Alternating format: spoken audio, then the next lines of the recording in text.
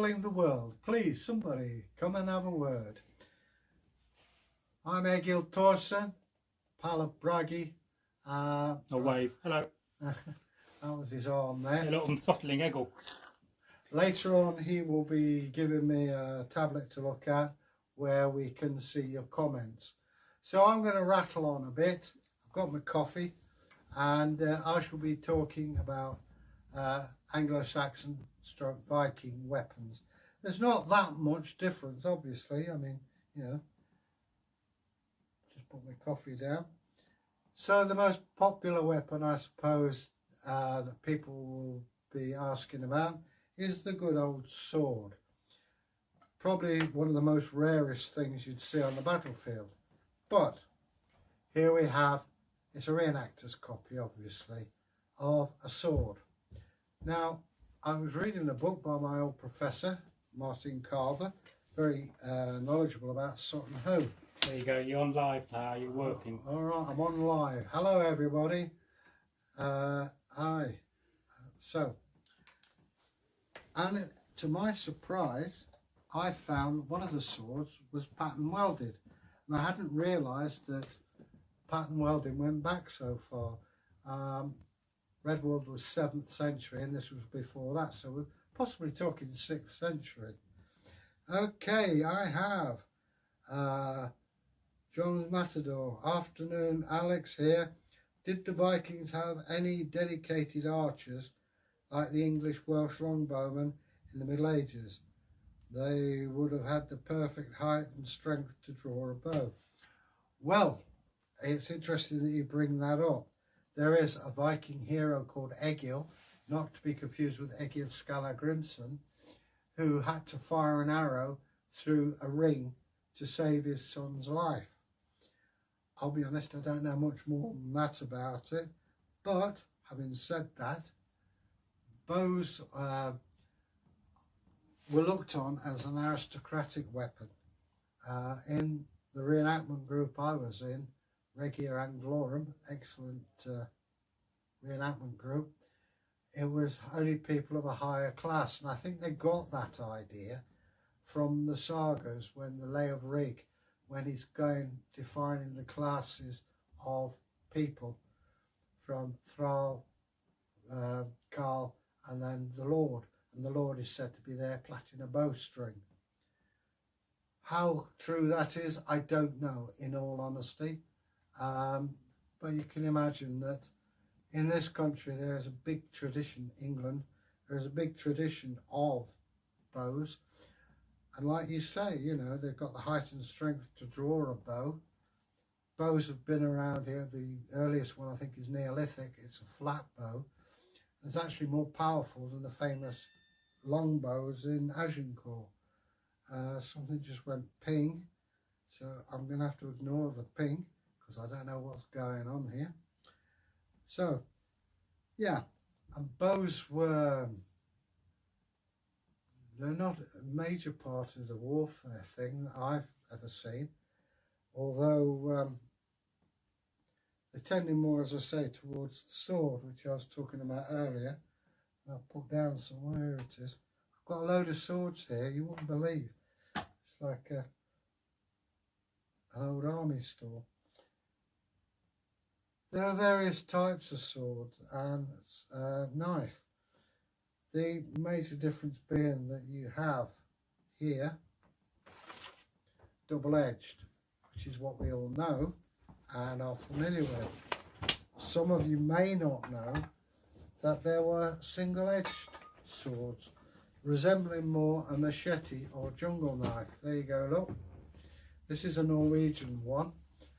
Rough guidance is that if you look at the pommel, different countries have different styles. This is Norwegian. Just think of that as triangular.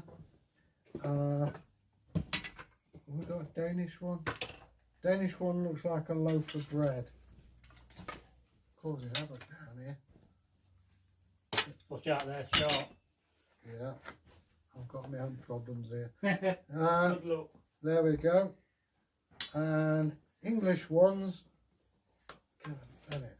look like a loaf of bread. There we go. like that. That's only a basic rule of thumb. But an interesting point. Hang on, we've got 2 more messages. Hi Eric, this is from Bragi. And how are you, Alex? Oh, there you go. So the scabbard, I forget where I read it, but I think it was the Frankish laws, that the scabbard is worth 7 times the sword, which seems odd, but not. So going back to my friend here, we have a sword. How do you protect it and how do you carry it safely? The usual scabbard would be sheepskin lined, because the lanolin cleans the blade every time you pull it out and put it in. It's then covered, it's then got 2 slats of thin wood, and that is then covered with leather. You're talking about the equivalent today with a sword, a basic one like this. It's like the price of a Ferrari. They're that expensive. So you've got to look after it. Extremely rare. And now there is a law that if the king gives you a sword and you die before the king, you have to hand the sword back. If the king dies before you do, you keep the sword and can pass it on. So yeah, you know, it's one of those weird things. So what else did they use? Well, another thing that's iconic to the Vikings, and I think to the Saxons, is an axe. Axes are, they double up. This one's a sharp one. Nearly cut my finger on it. But if you look at the blade, narrow, wide. So you get the maximum amount of cutting with the minimum amount of metal. And it's nicknamed skegox, or bearded axe. And that is because, imagine this is the body of the man, here's a head, here's his nose, and there's his beard. This is more fighting, but you use it to hook things. A lot of battles took place at sea, so you'd hook your long ship. You have a row of the guys doing this, pulling it. But also, it could be used on the farm, and it doesn't take a great skill of a blacksmith to make it, unlike the sword. Here we have another weapon, stroke tool, which is the scramasax, or wound knife. Sax means knife. So the Saxons would be called the knife people because they brought these in. These were for freemen only. Slaves couldn't own them. And it served a political purpose that when you went to a meeting and you had to vote, you raised your weapons and they counted the weapons. Hence the thing called a wapentak. It could be used as cutting up meat, vegetables, skinning animals, killing animals. It could also be used to defend the homestead, which is jolly useful. Hang on, we've got another comment. This is from Eric OJ. Is there a fighting style like Vikings or Anglo-Saxons which one could learn today?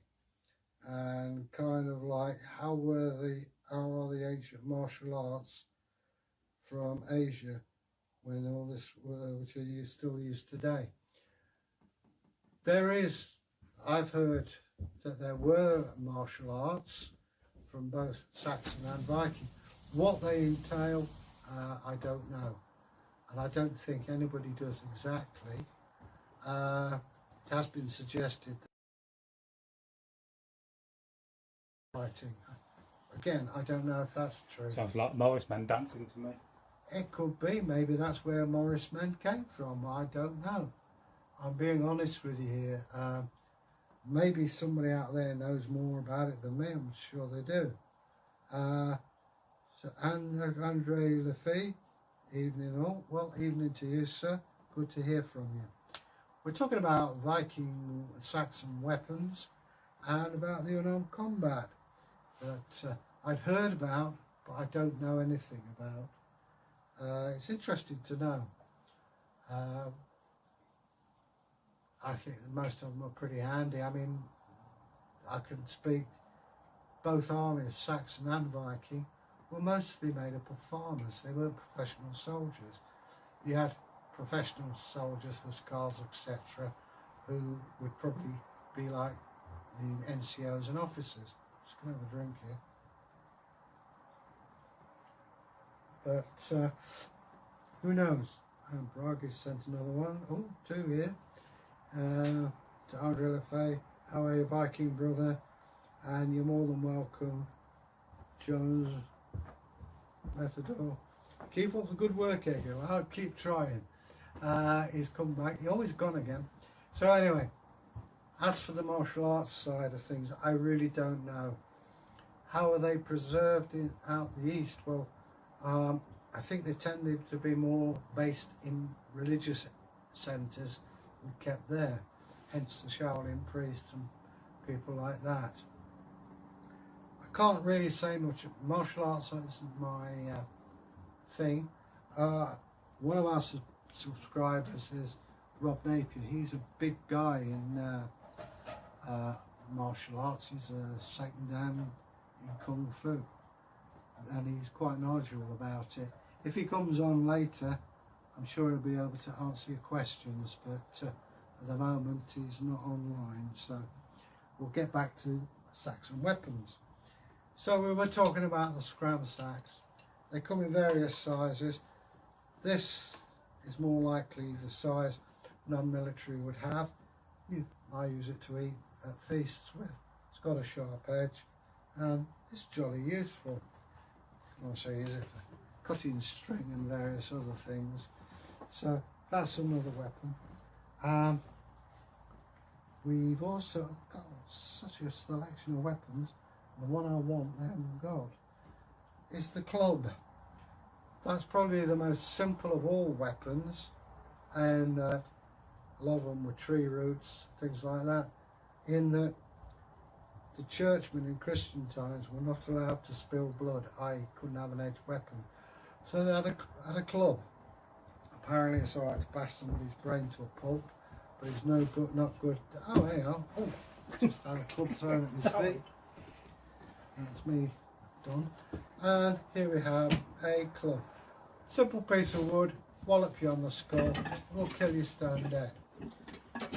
If you're a churchman, I can't read the rest of this because, oh, I'll stop it. Bragi! Anyway, I can't read all of that because pressing my, it's gone weird on me. Let's have a look. Anyway, I got part of the questions about tactics. The Vikings had a thing called, hey, oh, we've got a bloke climbing on a balcony now. We had a thing called the swineherd, which was borrowed from the Romans, called the Spartan arrow. And that's like you form a wedge formation, and the tip bashes straight through the shield wall and then spreads outwards. Very effective. So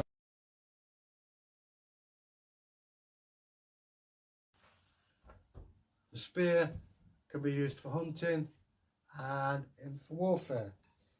Now you have the javelin, which this is more like, and used for hunting, or you have two-handed spear, usually like a snooker cue. Now, surprisingly, this is not the kind of weapon that every farmer could afford. A lot of it was a sharpened stick, heated in the fire and hardened. Made a very effective but cheap weapon. I will get back to you as soon as I possibly can, but the screen goes dark and I can't read it, and I'll be honest, I know absolutely nothing about this, and it's getting to be annoying beyond all redemption. No matter what I press, it does everything bar I want it to. Oh, it's got a bit lighter. So anyway, keep your comments coming, because I'm sure Bragi will be back and we can sort it out later. It's amazing, there's a coffee stain on here. It's not mine. I thought it was a button. It's quite interesting because at the moment I've got a window cleaner on the balcony here doing a splendid job. So just have a sip of coffee. So we've covered those weapons. Ah, it keeps going dark on me. Can you get over here? It's annoying me now. Right, another weapon. This is for the... Dane's there. Yeah, I was just about to go there. But I can guarantee as soon as I start talking about it, it's going to go dark on the screen. And here we go. This is for rich people only. This is called the Dane axe because the Danes introduced it. Imagine a line of people doing figure of eight. I won't do it because I'll smash the camera. Imagine with one, William and his cavalry thought he got a magical battle winner.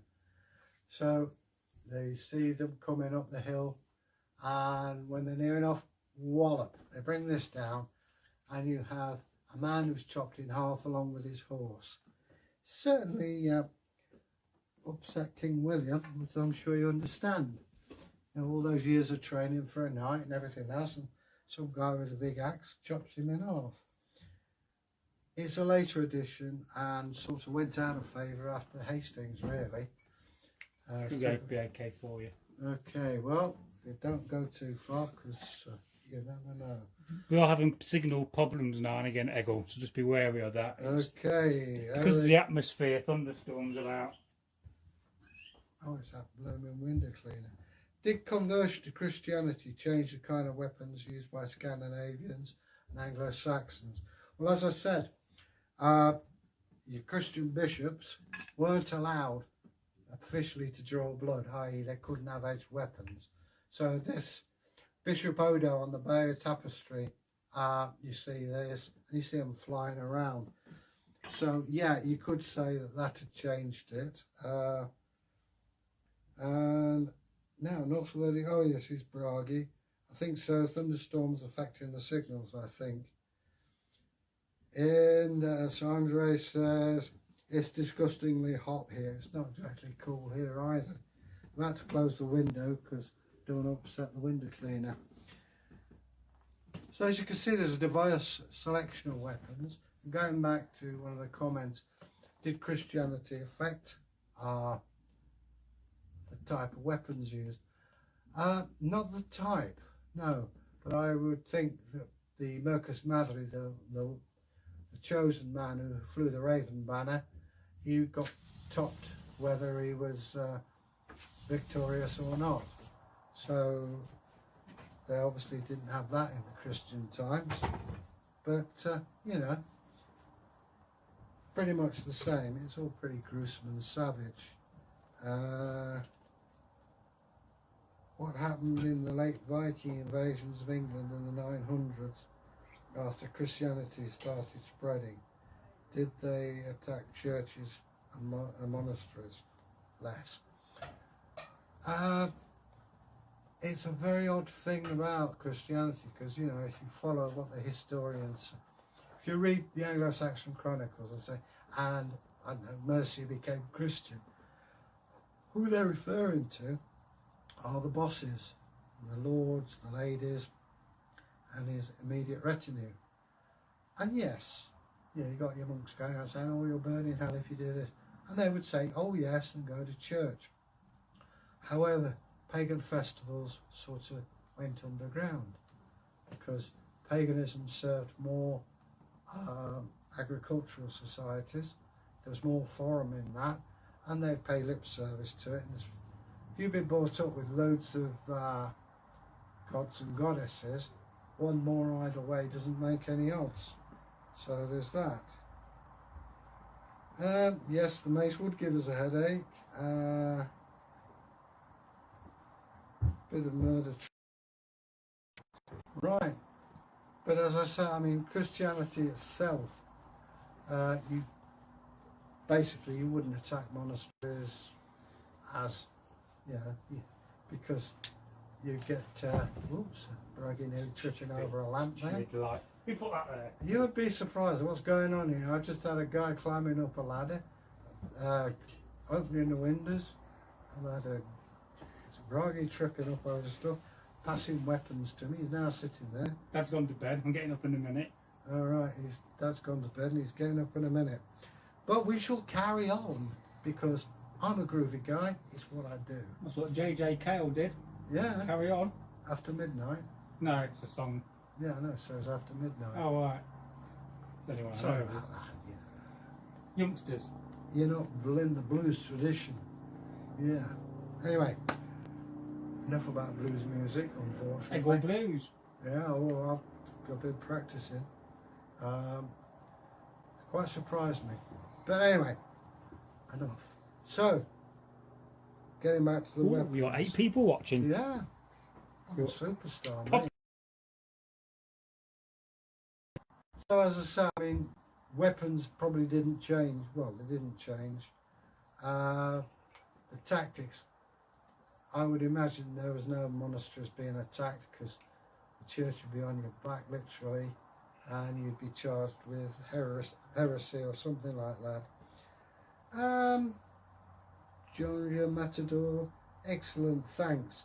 I live near Greenwich in London, near St. Aldgate Church, where the Vikings drunkenly killed the Archbishop of Canterbury after he refused to be ransomed. Yeah, that sounds... yeah.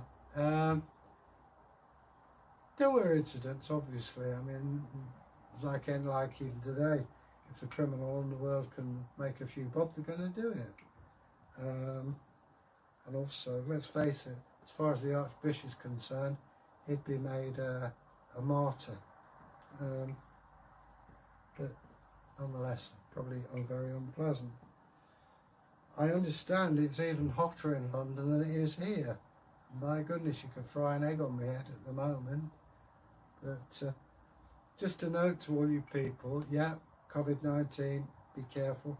Also, don't sit in the sun without any sun protection. The other things haven't taken a holiday. So, you know, slash a bit on, be aware, and drink lots of fluids. I mean, I'm drinking coffee, it's best to. Now, a message from Andre.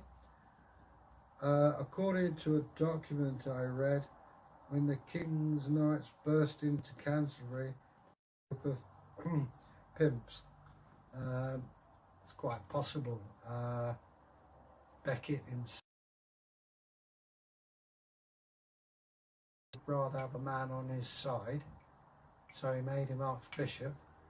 Promptly, Becket took it into his head to oppose the king on everything he could. It was a very brutal attack, smashed his head open. I've been to Canterbury Cathedral, my grandpa lived there, and in fact he was preceptor of the treasures there.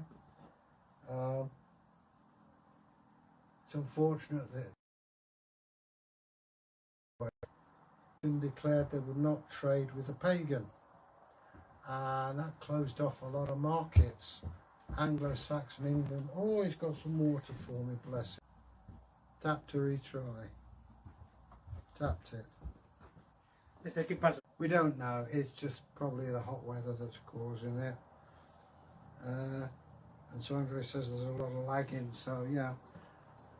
I think the hot weather does impede it. I know absolutely nothing about this. Bragi's the guy to talk to on this. But keep trying. We will get back to you, honestly. It's not easy, I know, but please be patient. So anyhow, did things change that much? Really, not a lot. You got, it's like at Sutton Hoo. Radwell was supposed to be converted that earlier, so presumably pagan. So there you go. Make of that what you will. And so Andre, anyone's still here? Well, I am. Overseas, do you agree with this? It's not impossible. It was apparently 2 degrees warmer than today.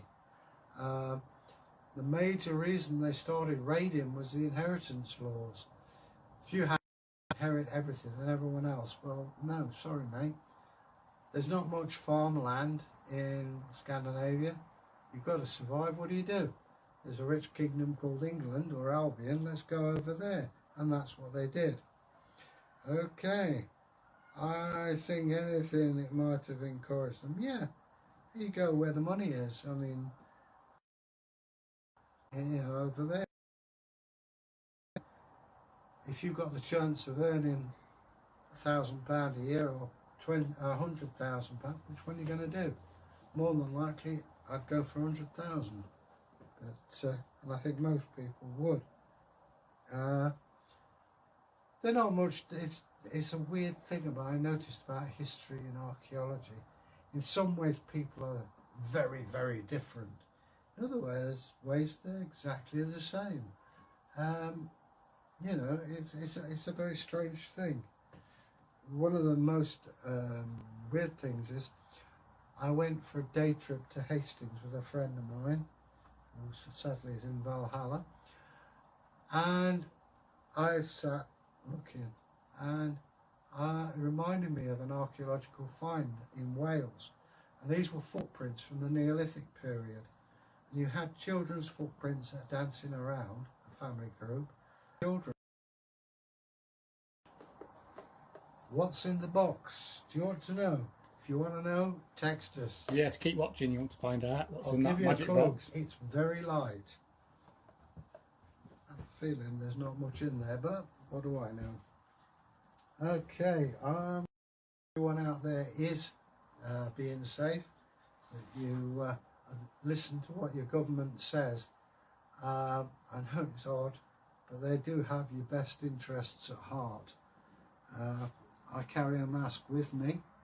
My good friend in Liverpool has made me some beautiful masks, one of which has got a beautiful Taurus hammer. It's very sweet of her. I won't mention her name because she doesn't know that I was going to mention her. So, now, did Anglo-Saxons hire Viking mercenaries when they fought the Vikings? I can imagine there must have been a lot of people crossing sides. Yeah, that was from Younger Matador. Yeah, Vikings would fight if you paid them. In fact, later on, instead of raiding, they say, look, we're here, you can pay us some money and we'll go away. If you don't, we'll burn your villages and take slaves. 9 times out of 10, they paid up. And of course, every time they came back, up went the price. Did Saxons? Yes, there is a classic example in Egil's saga. Egil Skallagrimsson had issues, shall we say, with Eric Bloodaxe, and he was friends with the King Hakon, and he would take the opposite side in a battle. Ironically, with an arm, I've got a thing disappearing up my nose. Never mind. Here we go, Egil's saga. Egil Skallagrimsson is the guy I based my character on. It's a dude. Yeah, this is Penguin edition. For those of you who are in the know, I can't read the ISBN number because there was a sticker pulled off. It'll be on the front cover. Yeah, I'll find it for you. He's a good lad. There you go. I'll just pass this back to Bragi. That was almost walking dancing there. Yeah, I noticed that. Very sexy. Was there a lot of contact between pagan and Anglo-Saxons? Yeah, there was. Yeah. You always have it on the side. Oh, right. Yes, there was. I mean, you know, just it wasn't always equitable, but mostly it was, especially in Iceland. And it's worth noticing that the sagas come down to us mostly from Snorri Sturluson, direct descendant of Egil Skallagrimsson, and he was a bishop of Iceland. Later didn't do him any good because somebody killed him in a political thing later on. But yes, I mean, you're talking of small communities. It's just not profitable for you to ignore each other. You know, okay, you may decry each other's practices, but you still trade with them. Hang a minute. God knew what he was doing when he invented water.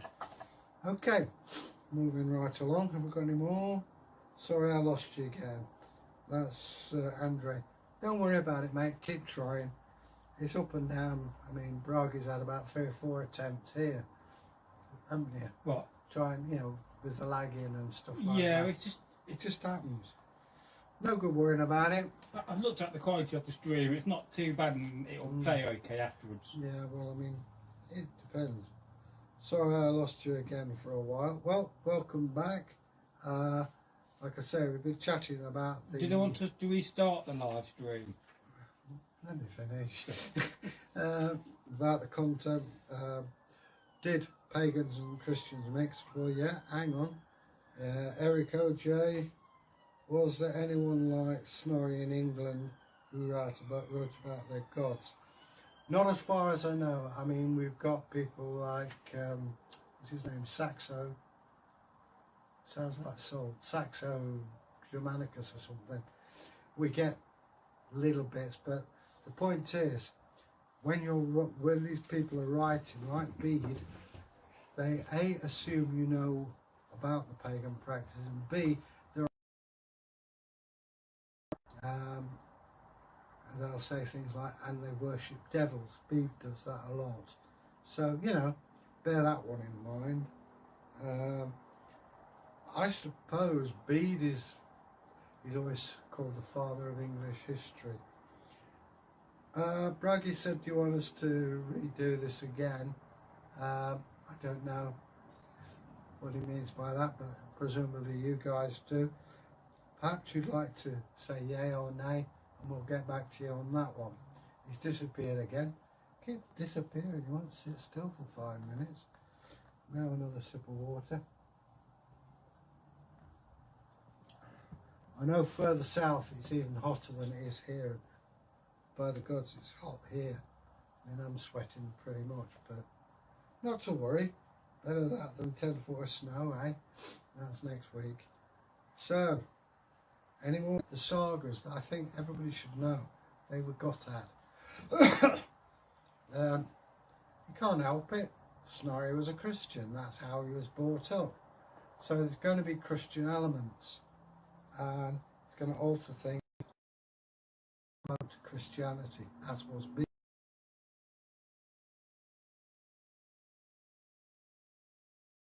Because it's a bit controversial, but yeah, it's odd how people influence other people. Right, I'm going to give you a treat. I'm going to open this box. It's already been opened. I don't know what's in it, mind you. Ooh, good tab. Looks like a mate spoon. And that's it. Oh, we've got some bubble wrap. Ah, interesting in this. I have seen examples of these crystals in the British Museum from the Franks. Is that a good buy? It is a fantastic buy. And I'll tell you for what it was used, what we think. A friend of mine wrote a dissertation, right, Chris? He wrote a dissertation on these because you find these on women's belts, not men. Right, yes. And it was thought, and I think it bears fruit, that it was used to hold up to the sun to make fire, like a magnifying glass. Oh, I've not heard that. Yeah, and that's what he thought it was, and I don't see why that's not the case. I mean, who's more likely to light fires in the home is the wife. And there are cases of craft shops where they've hung crystals up and they've caught fire because the sun has shone through and they have to take them out the window. You could try that one day. Yeah. So Sir Andre's come back again, good lad. And as I say, this is a fantastic piece. It looks just like the ones I've seen in the British Museum. Now this... Do you want me to tell you what that is, or do you want to guess? Well, I thought it looks like a mate spoon. What's one of them? Explain that to me. Mate is an Argentinian drink, a bit like tea, but you suck it through a straw. This isn't a straw, so it's a strainer of some kind. Anglo-Saxon, 7th century. Strainer? Yeah. There you go. But that is really impressive. You may not see him that close to camera. There you go. But anyway, That is really And impressive. how much should I have paid for one of them? Is it any good though? Is it a proper crystal? I believe so, looks like it. It's got funny colours to Well, it. if it's a proper crystal, you're talking about 50 quid at least. No, I paid about 10 for it. That is well worth it, mate. Seriously. It's authentic. Whoever did it knew what they were doing. Must have seen them. So, just put this back in the wrapper of the bell. And I've got something else I want you to look at. okay. Carry Well, on. I'll just, oh yeah, he's disappeared again. He just come to show us some bits. Right, here we go. Like how we used to burn holes in our school ties. Oh, there's one before that, sorry. This is from Young Matador. Would Viking Anglo-Saxon chieftains' thanes have been buried with all their finest armour and sword? Or would these items be passed on to their descendants? No, they would be buried with the person concerned. There is a story that a young warrior was admiring his father's sword and said, "Forget it, son, that's being buried with me." And says, "That's what you think. Because when you're dead, Dad, I'm coming in and I'm going to take the sword," which he did. There are rules with the sword. Say Bragi's the king. Okay, probably silver plated, nice piece of work. It's a sort of thing actually. We noticed this when you went on campaign. You get a bit of gold or silver for your wife. However, there's lots of pretty girls out there, so you go for silver plate or bronze for your campaign girlfriend. So it's the sort of thing, if you're on campaign, you buy this for your girlfriend because you're leaving next week. Right, it's only a fiver, but is it authentic? As far as I know, it looks authentic. Oh, I thought so. Yeah. We've got another one. Eric OJ. Wouldn't burying things just give people reasons to dig up the graves? I hear in ancient Egypt they had riches in the graves and people would steal the riches. I had a theory about grave robbing. It was dismissed, and feel free to accept it. Imagine you've got 2 bars of gold. You bury 1 bar of gold with your king. That then increases that bar of gold's value to say double. Times get hard and you are short of money. You know that Daddy's buried in a mound. Get that bar of gold out and you'll pass us through, which you do. Now, because when you look at some of these mounds and they're the burial chambers, Stevie Wonder could see that there's somebody nicking stuff out of the mound. So I think it's possibly officially sanctioned. I was told they didn't think it's the case. Well, see what you think. You know, to me it makes sense. It's a way, if you like, of storing up wealth. Well, if we don't discuss ideas, how do we learn? Exactly. I mean, I've had numbers. Maybe a wrong idea, but Yeah. You know, if you think it's wrong, tell me. It's just a theory that I've had. We'll take it from there. Possibly so, but there was probably a reliance on respect for the deceased. Yeah. But I agree, yes, there are stories, you know, about the ghosts and things like that, and people not resting in their graves. But then again, if you're a king, you have to keep giving out wealth, especially in the Norse and Saxon periods. Even if you had wealth and didn't give it out, you're in danger of being deposed. If you hear in the sagas and things about a king being, sorry, my back's aching, about kings being ring givers, sword givers. And if you had wealth, you showed it and you handed it out to your warriors. So, yes, it's 6 of one, half dozen of the other. But, yeah. You want to stand up for a bit, rest your back? I can stand up for a bit. Yeah, adjust the camera for you. Yeah. Hang on, folks. You want to see the rest of his body, don't you? You just seen a good shot of my groin. I'll make you. Thankfully to YouTube, we can edit that out. You can demonstrate shields and whatnot. Oh, I could stand up and straighten my back fast. And of course, we've got the good old shield. Kite shield. This is a later edition. It's called, as you heard Bragi say, kite shield. And, oh, I've got another comment from Young Matador. Do you read historical novels about Anglo-Saxons and Vikings, like Bernard Cornwell novels? If so, what do you think about the accuracy of the combat scenes written by the authors? I have to admit, I don't have any. The only author, and I've forgotten her name, what was the name of the last who wrote about, it was more Norman stuff, she was in Derby Group. Oh, I forget now. Oh, see, I'm not the only one. As you can see, it had a profound effect on us. You usually find that people who write about this are pretty accurate, that they're connected with re-enactment groups and things like that. But yeah, you know, it's worth reading. If it gets you involved in research and things, that's good. Carlos Frith, do you consider the Anglo-Saxon riders of the east coast of Britain, like the Danes or Roman federali, that gradually formed the kingdom on native population?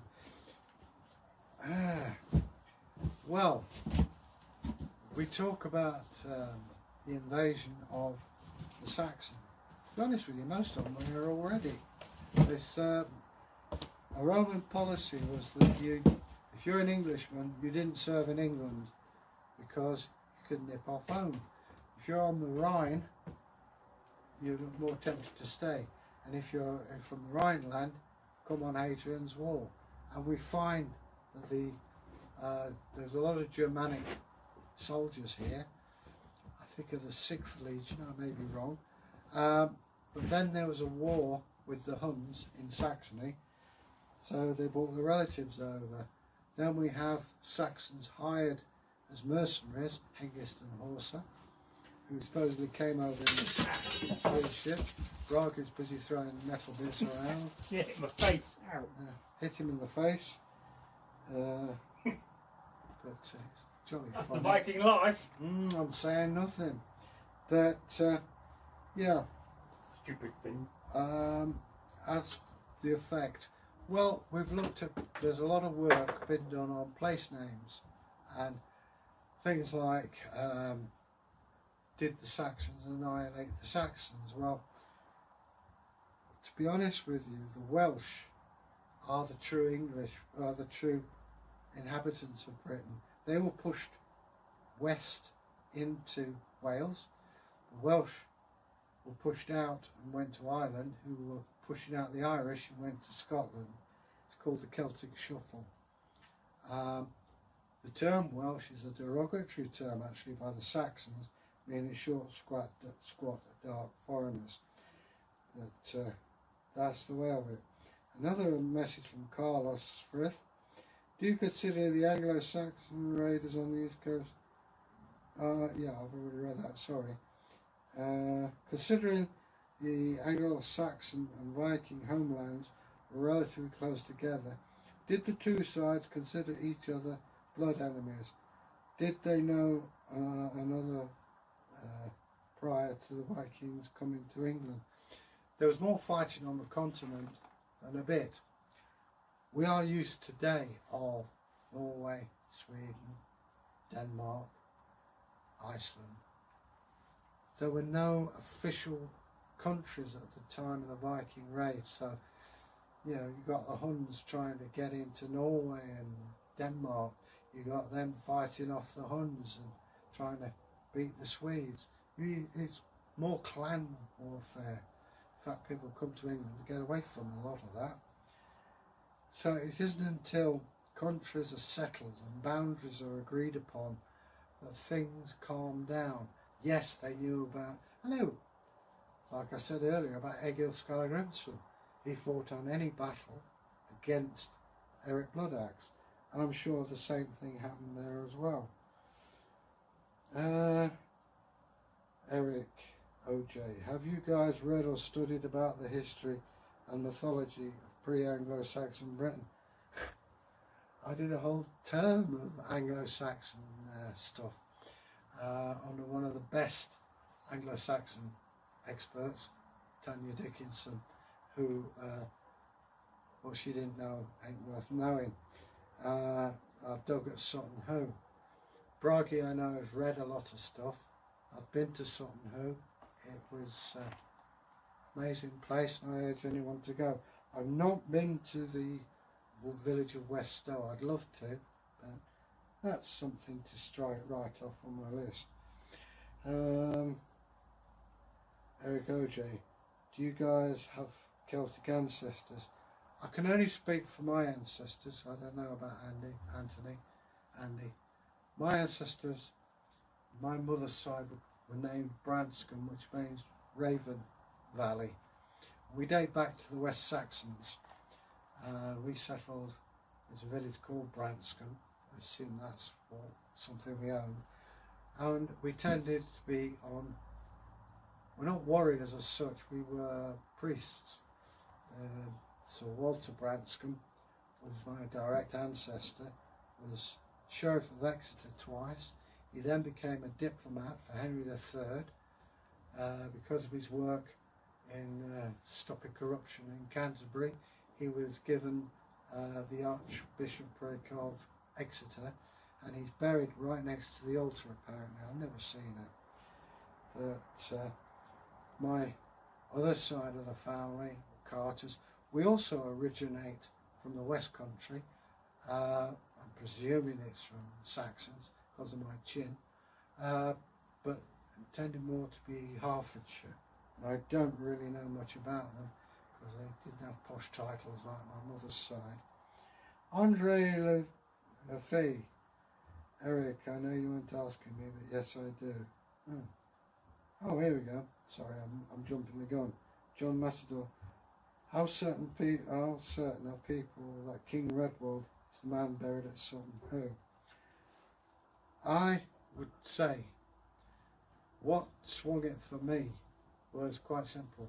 We know that Redwald was christened Paul, and there are two silver spoons named Solus and Polus, and to me would suggest that it's a strong possibility that we're talking about King Redwald.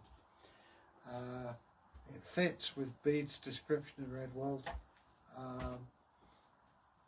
but again, if you're in the area, go to the British Museum and look at the treasure. Excuse me, the treasures. They are fantastic, really well worth going to see.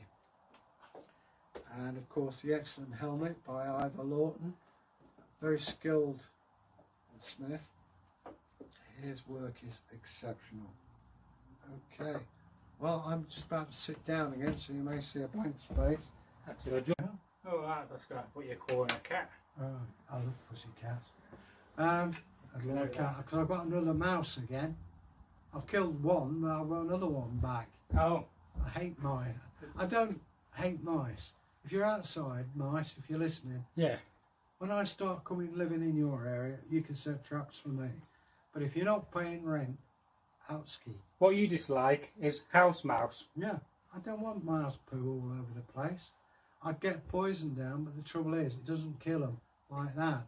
They crawl away, and then you get a big stink as you try and find the cause. Well, you got to find the source. That's what you got to find and block it up. Well, I have closed my kitchen window because I think they're nesting in the fridge. Because I killed one, and then literally 2 days later. So, it wouldn't hurt if I put bleach on the floor, would it? Really, or mop the floor. Well, that's tomorrow's job.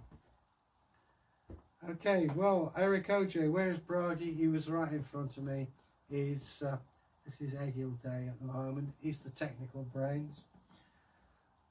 So, I mean, as I say, the kite shield, there's different types of shields as well. I mean, you imagine one of the most effective shields you could have would be made of wicker. It means you can take a bash and it's light. And this is the thing. But shields were not only used for fighting. You imagine a round shield, they'd use it as they'd sleep on it. Imagine that with your cloak around you. You're not in contact with the ground. and you should get a reasonable night's sleep. What I dislike, oh, we've got Eric Ojo. What I dislike is bugs flying all over the house and seeing spider webs all over the backyard. Yeah, I know what you mean. I hate to see moths in my wardrobe. And bugs, they're a nuisance. I mean, if it was left to me, I'd have a pussy cat and that would get rid of the mice. Nothing better than killing mice than a cat. Unfortunately, I'd lose my tenancy if I did, which is a shame because I love pussy cats. So yeah, you know, mouse traps. Sounds brutal, but it's quick and it's clean. Peanut butter is the bait to use for mice, or chocolate. They love it. And unlike me, I do not like mice. They deserve all they get. Now we've got a message from John Matador. Would an armed stranger arriving at an ordinary Anglo-Saxon or Viking village be allowed entry? What were the laws surrounding weapons and the community? Alfred brought in a number of odd things, not necessarily for strangers, but for people. Carrying a spear, there were fines. If you carried it carelessly, say took someone's eye out, there's a fee for that. Or you carry it over the back and somebody will... There's a safe way of carrying it, basically, on that. Now, if you had a sword, I can find... Oh, here we are. I'm doing things one-handed here, so forgive me. See this? This is called a peace tie. And if you're not engaged,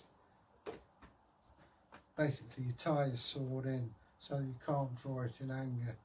And that, if you caught without the peace tie or undone, again a fine could be instituted. Here we go. So Andre, I'm back again on the laptop now, so I can write faster. Good for you, mate. In case you missed it, I was just talking about peace ties on weapons. There were fines for various injuries that Alfred brought in. Hang on. For mutilations, eyes, hands, or whatever. Hang on. There we go. I'm back on. Here we go. Who's that handsome man? Why, it's me. So, did societies in history have laws about owning weapons? I thought it's a modern thing. Certain classes of people, I mean, you ordinary, say you're just a thrall, well, no, you're a freeman, and you win one of these, a sword. That would be taken off you pretty quickly. You had to be of a certain rank for a sword. You had to be a freeman to wear a scramasax. Dainax, they were for aristocracy only. A club was for anyone, an axe was for anyone. If you were a slave, you weren't expected to fight. So that was one advantage of being a slave, I guess. If you're a clergyman, you'd have a club rather than an axe, because officially you won't draw blood. Apparently battering someone's brains to a pulp isn't considered shedding blood, but you know, they have elastic views on various things. If you want to have a laugh, read about what animals you could eat on a Friday, which are classed as fish. But there you go. So yes, there were certain limitations. Of course, as you moved up the social scale, if you moved up the social scale, you're allowed to have better weapons because you were more closer to the king or your lord, and they need defending. Many thanks everyone for all of your kind responses. I'm off to Greenwich for a beer, don't blame you, but don't worry, I won't be drunkenly attacking any archbishops. Yeah, gotta have a bit of fun in life, but it's Friday night. All I can ask you, John, please be aware, wear a mask, social distancing. Yeah, you're all special people to us. We don't want to lose any of you, and Yes, the numbers are coming down. I don't know how many. We were double figures last night. But please be aware, be safe. We've got to think of the people in the hospitals who are working flat out. A friend of mine, she's working as well in the hospital. And I want you all to be safe and aware. So, like I said, be safe. Any more? Will you not rid me of this turbulent priest? Ah, T.S. Eliot, Murder in the Cathedral. I don't know if you've seen the Blackadder one, where they do that. That's hilarious, but it's probably nearer the mark than people think. We don't know if Henry actually said that. If he didn't, he ought to have done. But interesting, for those of you who go to Canterbury Cathedral, if you look at the steps leading up to where the altar used to be, you'll see big grooves, and that's where the pilgrims went on their knees up the steps. Apparently, and I don't know if this is true, Thomas Becket's bones, relics, are there somewhere hidden away. The Reformation caused a lot of problems, especially also Oliver Cromwell. When in doubt, blame Cromwell. Canterbury Cathedral is a beautiful place anyway. There's some interesting bits. I don't know if I could say one of the things there, but let's just say there is a doorway worth looking at. Not all are roses. And that's the motto, is always pay the price asked by the masons. But still, there is a school of thought, and I was told this, I don't know if this is true, that the cathedral was plonked on the site of a Roman god, I think it was Mercury, and that deep down in the cellars is a statue of Mercury. Could be true, maybe not, I don't know. But I know my family's coat of arms are in the quadrangle, where all the subscribers to the cathedral are. That's a bit sad, I know. Canterbury itself is a lovely place to visit. There used to be a fantastic ice cream bar just across from it. But if you, next to the cathedral are some Tudor-esque type buildings. And that's where my grandpa lived. He's dead now, he died in '62. But he was preceptor of the treasures. My sister's got pictures of him with Archbishop Fisher. Oh yes, we rub shoulders with the posh. He looks like me, only with a broken nose. He was big in the Masons. He was a Knights Templar and was a lodge of instruction for several years. So anyway, there you go. Oh, by the way, those of you visiting London, if you're interested in Freemasonry, if you go in the week, there's the Grand Lodge. Doesn't cost you anything. It's near the Haymarket. If you ask the tourist information, they'll tell you. It's well worth a visit. I went there. There's a massive pentacle on the doorstep. You go through and it doesn't cost you anything. You can have a wander through. There is a double door of bronze. You can open with just pressing your finger. And there's all the kind of relics from the kings and everything. There was a miserable old git in there who I nearly told where to go, but I thought better not. So if you see him, a miserable old git sitting at a desk, don't bother asking him anything, because he'll just come out with a load of vitriol. But it's well worth a visit. And I hope you're watching. There you go. Now then, another one from Sir Andre. Henry travelled to Canterbury after the murder of Becket. He was so distraught at the murder of his former friend, he went there to make public penance. He went there because he had to do something. It's not the thing to murder an archbishop, even if you do it accidentally. He was already in a deep and dark, murky way, so he had to make some form of penance. And sure enough, the guy did. He got flogged and all this, and said mass and things like that. It was a big thing. It's like a footnote to us, but at the time, this is a big, big thing. And you imagine now, if you killed the Archbishop of Canterbury, it would be a big thing, and it was then, probably more so because of that.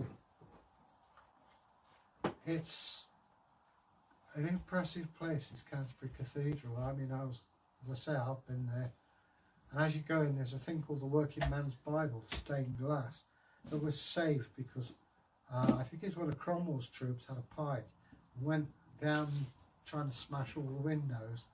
Fortunately, they stopped him before he got there. There's some beautiful, beautiful work in there. And the Black Prince's tomb, a late friend of mine who was in D-Day, actually put the sandbags on the Black Prince. Again, Cromwell nicked his sword. Thanks, Ollie. So, yeah. There's a secret door in Canterbury Cathedral with 3 holes in it. If you put a finger into each hole and then turn them all at the same time to unlock it. I tried it there once, but I got busted in the process. So I asked to desist. I could see it from both sides. I didn't know about this door. I know about the archway, which has got roses and a pair of gentlemen's vegetables hanging down. Here a long time. I moved up to the Midlands in 1960. A mere lad of 4. But Derbyshire's always got something to surprise you. It always hits the sort of bottom rung, but it's not. There's a lot going on there, and well worth a visit. It's like when you go to see the cathedral tower, if you look at the finials, they were made by my brother-in-law's dad, and very impressive they are too. Periodically you get people abseiling down the side of it. I think you've got to be a bit mad for that. I'm not a great heights person. And it's Andre Lafarge. The door is on the right hand side of the cathedral, close to the Black Prince. Again, if you get a chance, the Black Prince's tomb is impressive. When I was there, they had his helmet hanging above the tomb. Like I say, his sword was stolen by Cromwell, the greatest king we never had. As I say, my late mate Arthur sandbagged him up prior to going to D-Day. Brave man, and I miss him greatly. You're listening, Arthur, from the next world. God bless you. It's a lovely place. There's some lovely shops. I remember next to the ice cream parlour, which was excellent, was a nice cafe, and there were these ladies dressed in Edwardian maids' outfits. I remember having prawn sandwiches for breakfast. Gorgeous. I spoilt myself quite a lot on that holiday, but I'm worth it. Mackenzie Rose saying hello. Hello, Mackenzie. Hope you all grooving to the max, and always welcoming people to talk. Got 9 people here on the old chat. More the merrier. So always glad to hear from you guys, and I hope everything's going right for you. We've been, to catch up with us, we've been talking about the difference between Saxon and Viking weapons. I have to tell you, there's basically no difference. Hang on. The weapons, certain classes. And the mail shirt, we've got a full mail shirt there. Extremely rare. The king would have one, maybe his huscarls or housemen. Most people would have probably a leather jacket with iron rings on it, if they had that. You see, what we take as every day would be luxuries in those days. I've got a conversation here. Andre LaFay saying greetings, Mackenzie, and Oliver Cromwell, followed by Mackenzie Rose. Hello, Sir Andre LaFay, DeLonge. there you go. In some ways, you know, I mean, these reformations and holy zealots that we've had, I'm thinking of Henry VIII, Oliver Cromwell, we've lost quite a bit of stuff.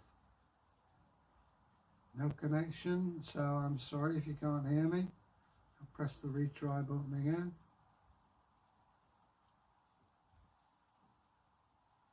Nothing happening. Bragi!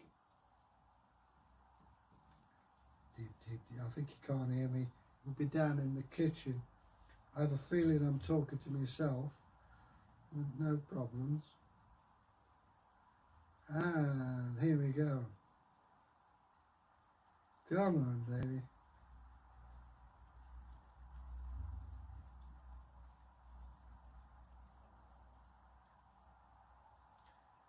Yep, I don't know what I've done, but I shouldn't have done it.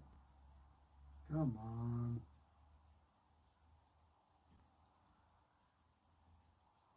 Come on. Oh, yeah. If you can hear me, I'm sorry, my screen's gone black. I've got a white circle going round and round and round. So, sorry about this, I'm waiting for Bragi. Every time this happens, he's somewhere else. But, oh, here we are, I'm back. But I've got no comments. So, I'm assuming, here's Bragi. I have a feeling that they can hear me, but I can't. All the things have gone. I finally got me back. Cheers, Buona.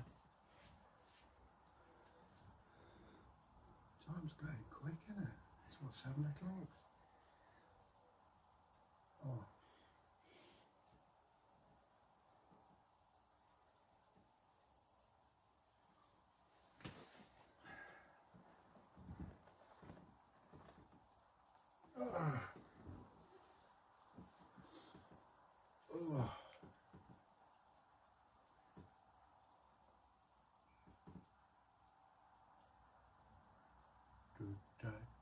Yeah, keep talking. Yeah, okay, well, sorry about that. I was just massaging my poor old back. Silly old man, eh? Bragi's fiddling with the tablet, so I hope you can hear me. Let me just check the chat in my room. Yeah. Easy. Well, there you go. He's just off there checking something which I don't understand. But I say, we've been talking about Norse and Germanic stuff. There's not that much difference, and we're talking about Canterbury Cathedral, things like that. As I say, if you have the chance to go there, please go there. It's great. I have to say, and York's going to hate me for this, it's better than York Minster.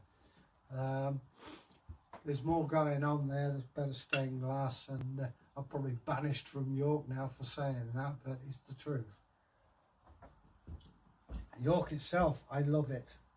I lived there for, well, I did my degree in York, so that's 3 years plus another 6 months. I'd live there now if I could, but all my connections and mates are around here, so I'm a bit long in the tooth to do that, but it doesn't stop me visiting. It's something for everyone in York. You've got history, yeah, but those of you who love chocolate, the end of the shambles, there's a chocolate world. Well worth a visit, yum, yum, yum. Antique shops, I love them, down Stonegate. Hello, I've got something back here. Presente. Welcome to the crew, Mackenzie Rose. Well, yes, yeah. A new commenter. Hello, welcome. Yeah. Bragi says if you want him to turn up on air, he'll get dressed for you. I mean, he's not naked. He's got sweatpants. I'm about to go and water some more plants, actually. He's about to water some more plants, so you can bet your life that this will go offline. Every time he I think he's got a magic charm on this, that every time he disappears, it pines for him. It's a pain in the bottom, to put it politely, because I'm not sure on how things go. Mackenzie Rose, thanks. Yeah, nice to hear from you. Some of you guys out there, let us know how you're getting on. blah de blah, you know, and see how we go. Blah de blah. Yeah, you're not allowed to say blah de blah, etc., etc. So and so. So and so. These things slip out, as the actress said to the bishop. So, you know, it just happened. Woof woof. Woof woof, baby. I'm going to have a drink. Have you talked about peasant weapons? Not yet, hang on, I've got more comment. I went to York Minster one time and an American woman asked the guide, "Is this church old?" The guide stuck his nose in the air and replied, "Madam, it's far older than America." Well, yeah, it is, but no need to be rude about it. I upset him. Minster caught fire, I think, in about 86. And I went there with my mother. And everywhere you went, it costs £1 a minute to run the Minster. And I went up to a gentleman with a collar on and I said, "My father made this a house of God, thou hast made it a den of thieves." And he shriveled like a spider on a plate, and I meant it. Not that I give a damn one way or the other, I'm not a Christian. So. A friend of mine's wife works there, and I've been in the Minster more times than a few. It is interesting. It's also interesting, perhaps you'd like to know, underneath is where the Roman 9 Legion headquarters were. Hence, you know, it's a centre there. They have a museum of artefacts that they've taken from previous archbishops' tombs. But why not, you know? One of the amusing things is when you go outside the Minster, you'll see a column. It's actually upside down. As it cost them £2,000 to put it there, they thought we'll leave it there at that. There's also a nice sweet shop just across the road. Very nice. They sells traditional sweets. I'm a great sweet guy. You get a nice peanut brittle there. My pal Anthony likes peanut brittle. So do I. Yum yum. Have you said hello to Anthony? Anthony, hello if you're there. You varmint. He's not there, so he's probably still at work. Eric OJ, for history standards, being older than America in Europe seems normal. Yeah, I've got to be honest, and I may get lambasted for this. The people who work in, they get a little bit of an idea that Canterbury Cathedral, York Minster is theirs, Lincoln Cathedral, and they get a bit snooty at times. That is very unprofessional. You've got to assume that people know nothing. Now, it doesn't mean they're stupid. I mean, you can get a professor of law who doesn't know about Vikings and Saxons. It's because I've sat years and looked at them and read about them. Doesn't mean to say they're stupid, far from it, you know. And if you're trying to educate, nothing puts people off more than you being snotty about things. So just think about that. I've worked at Derby Museum, excellent museum by the way, for 10 years. I worked there at the then Industrial Museum and at Pickford House. See, we've got all sorts of stuff here in Derby. But the point is, just because I work there and know about it doesn't mean to say that people coming in, and people not necessarily. It's noticeable when it rained, you got more people coming in because they didn't want to get wet. It's the same with any museum, church or whatever. So people only want to know about certain parts, certain things. That's fair enough.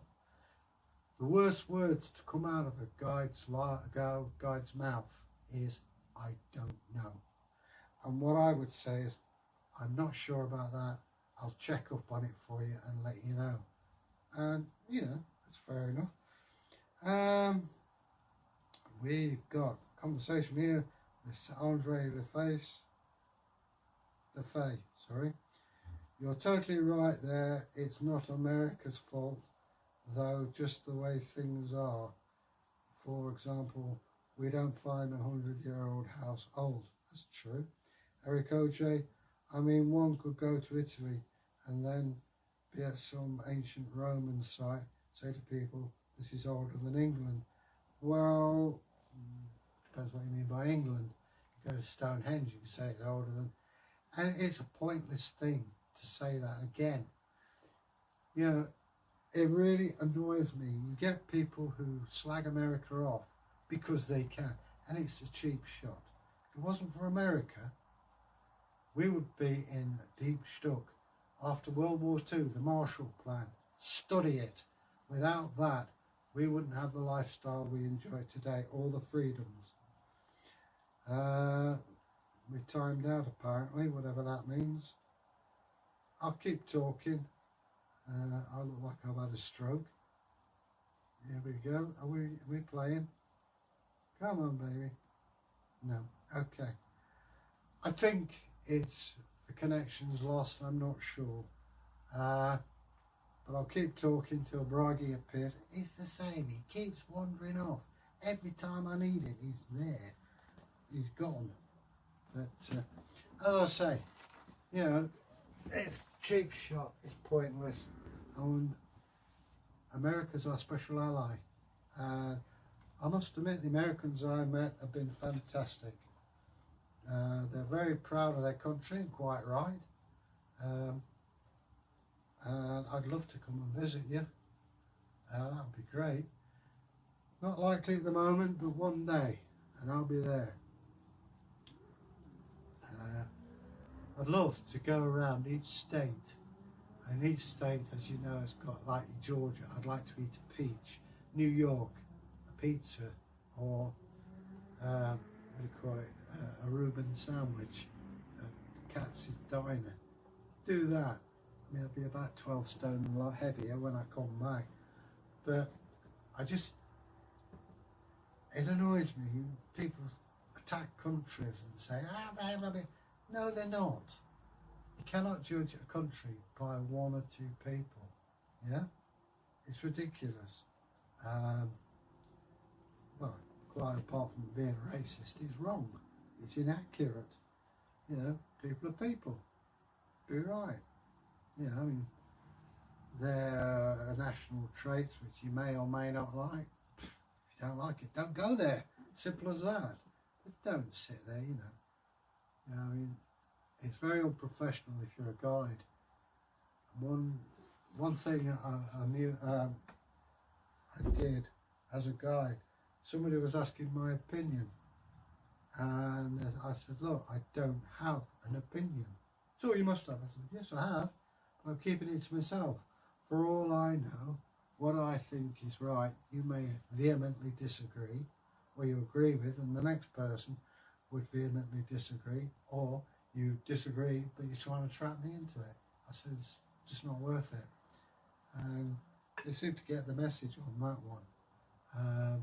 It's not spineless, it's just I wanted to keep my job, you know what I mean? Hang on, we nearly got there. Come on, baby. Oh, no connection, playback ID, tap to reach, right. Oh, God. You know, it's a wonderful age we live in, but it's a real pain in the neck if you don't know what the hell you're doing. And we're live chat going on, and things are moving, am I? Here we go. I'm probably talking to myself, but come on, do something, man. No connection. This is the problem with Livestream. You know? I'm sure Bragi would know exactly what we're doing. It's more than I know.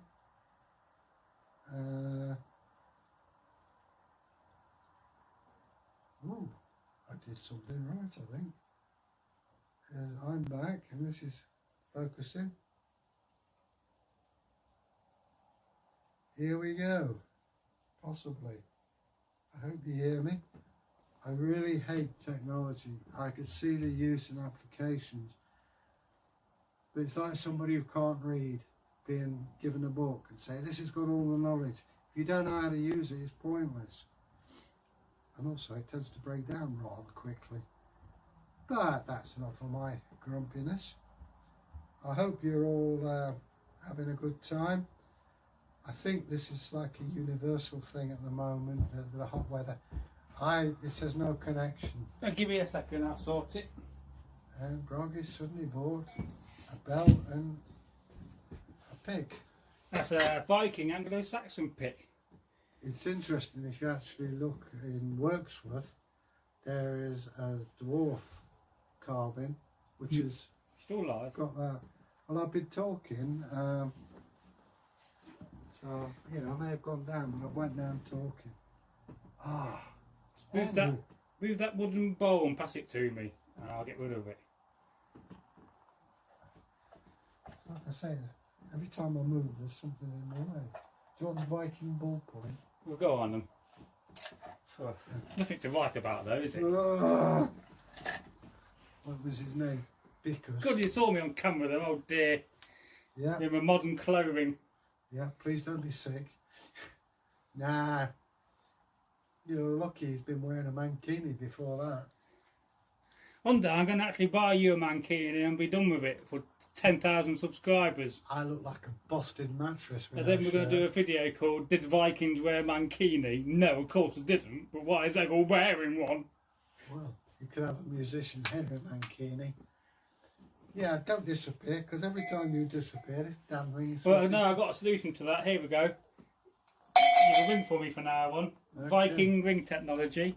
And here's a question for you. Mind the head's a bit loose, so don't drop it on your foot, old chap. Is would Vikings have gone into battle with a medieval pickaxe? Which that is. I suppose you use whatever you've got. It's got a loose head, watch out. I'm not even going to touch it because it'll explode if I touch it. Basically, you use any weapon you can. I mean, that's quite an effective thing. It's a bit heavy though, to be fair. Yeah, but you'd have to secure the head. Well, I think that's based on a fine. I made that years ago. But there's a lot of things like that around work. I've just got a picture of a hammerhead whipping around here. Enrico J. I will pray to the gods that things will eventually work out. And Mackenzie Rose questioning him. What, for the live stream or the channel? I have a question. What's the difference between white raven flag and the red raven flag? I didn't know there was any difference. I've never heard of a red raven flag. Perhaps Bragi could shout it out. So Andre, they're listening. I've seen some very convincing moments that made me believe this. Well, the Raven banner, as far as I know, was held by a guy called the Mercus Mathri, marked man. And whether win or lose, he ended up getting sacrificed. Not a good career move, I'd have thought. Eric OJ, what was the closest thing Vikings had to a gun? Nothing. Bow, sling. Bow, sling. Not really. I mean, we know the Chinese had gunpowder around AD 1000. Am I right in that? I think it goes back older than that. Yeah. But I think it was originally used as entertainment. It wasn't until somebody got blown up, I think they realised, hey, we've got a weapon here. But Vikings tended towards edged weapons. Excuse me. So I hope that one answers your question. I've got a dose of the hiccups coming, so please forgive me. So if you've got any more questions, please let us know. If you're experiencing troubles getting through, don't worry, just keep sending it. We're having trouble, I'm having trouble. Damn thing keep packing up, so if you have gaps, it's not me, it's the atmospherics. That's an old phrase, isn't it? Atmospherics. I went out with crystal sets and old bubbly. We call it weather. Yeah. But there's now only 7 of you speaking, but 7's better than none. It's a magic number, 7. Oh, yeah. I was born on 7th of November. Oh, bloody hell. Every time I move, something falls down or is in my way. Yeah, you're right. I'm getting crabby and hot. And I've been here a long time. I'll tell you what, you could be promoted now to set man. All right. Your responsibility, all that. Well, it's not that. It's just every time I move, something falls over, traps me. or the thing gets switched off. It's hotter than a badger's den. It is. I feel like a fat guy in a cake shop. I could have used a ruder one, but I'd probably get taken off channel. So hang on. Here's one of the tragic things of, oh God, there's that blooming circle thing again. Yeah, I'll swap you. It's going to come on. Here we have a copy of, it was, I hope the ball's loose. It is a bit loose.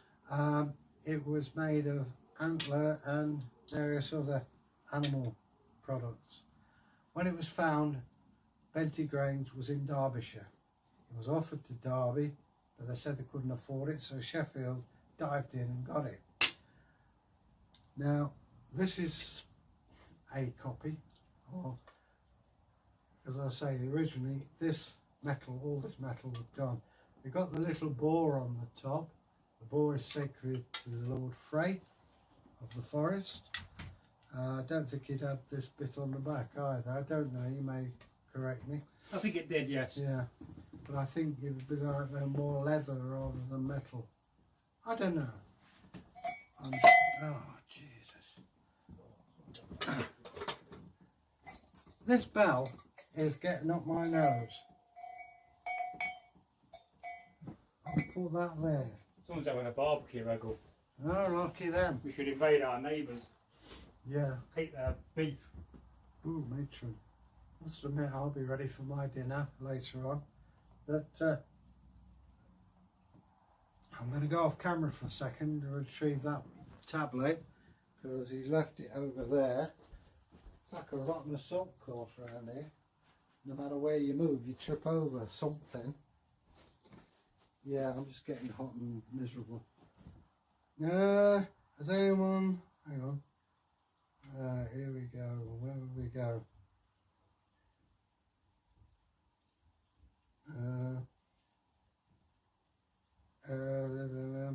Eric OJ. Did German tribes, before they were called Vikings, contact Romans? Depends on what tribe they were.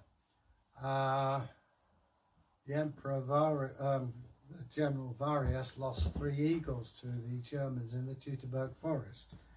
They were found later nailed up to trees and God knows what. So depends.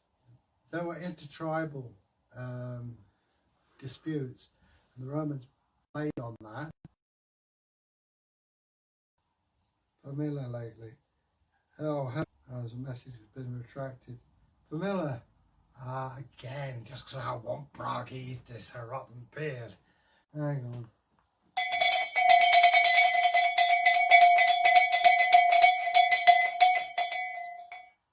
Well, that's a waste of time. I'll keep talking, even though we're offline. Hang on. Did you ring, my lord? Yeah, I think I'm back online again. He said I was offline. Have you got us back, Andre? Just 9 watching on the camera. Yeah. If you click the back button, it can sometimes reset that. But pass it over. Yeah, I think you're live. Yeah. Well, I'll keep chatting anyway, even though I'm getting hot. There's a load of weapons in that bag. I don't care at the moment. I just don't want to know. I want to go home. I'm tired and knackered. Well, it's been a long day. Yep. I've got about a 3-mile walk. Never mind. Are we done it, Mr. Guns and Roses? You've changed your t-shirt. Oh no, I was hot. I was getting too sweaty. Okay, anybody, how did Egil and Bragi meet? Well, we met through re-enactment, didn't we? We did, indeed. It was a re-enactment organisation called Regia Anglorum. Thoroughly recommend it. We were both Vikings in the Barbie group for a while. We had a jolly good time. Those of you still out there, I apologise. These machines, I hate them. I really, really hate them. And if I find the inventor of the computer, I will shoot him. But he's probably long gone dead. I don't think you should really be saying that on camera. Oh, right, fair enough. I'm hot and I've had enough. You will send him a rather stiff letter or complaint. Not unless he's from another world, because Thomas Babbage died in 1840s. He's the father of computers. So, yeah. Well, so far you're talking to an audience of just me. All right. So just keep them talking. I do like to be entertained by you. All right. So I've got to talk nonsense to you for how long? Well, as long as you like. I've got to get you a little toy. My favourite. Are we nearly done? Nearly. Yeah, are you sure? Positive. Well, I reckon we're about done. I think so. I think people are going to either to bed or having dinner, or just thinking giving up. You can be done when you talk about this hammer and there's nobody else wants to join. This is my favourite weapon. I think probably what it is people have had enough of the interruption. You know, where it keeps breaking up. This is a hammer. It's Bragi's favourite weapon. For peasants. For peasants. What, killing peasants or peasants? Well, either for peasants using of it, or indeed attacking peasants during a battle. Is this Steve, son of Maljolana? Well, that's a good point, though. As we're high-class Vikings, would we be fighting high-class Vikings in a battle, or would we be attacking lower-class Vikings? I can actually explain this archaeologically. Go on, then. When we were in York, we were excavating an Anglo-Saxon cemetery. I wasn't, but somebody else was. And the skeleton of an ordinary Saxon guy had got 8 spear wounds in the lower half of his leg, which would lend itself to suggest, as my father would have said, that you meet the first line, there's no monetary wealth in peasantry, stab him in the leg, get him out of the way. The guys at the back with the mail shirt and sword are ones you're after, because you can ransom them. So, I mean, if you felt that you had a bad day or whatever, you think, kill them off.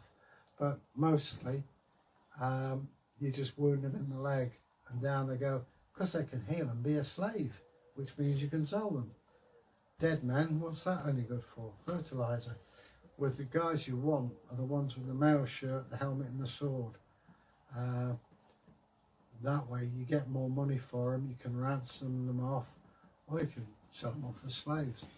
So what would be your guide to surviving a Viking battle? Keep away from it. Right, apart from the obvious. It's difficult because you could say, oh, play dead and fall down. They would they'll set their dogs on you.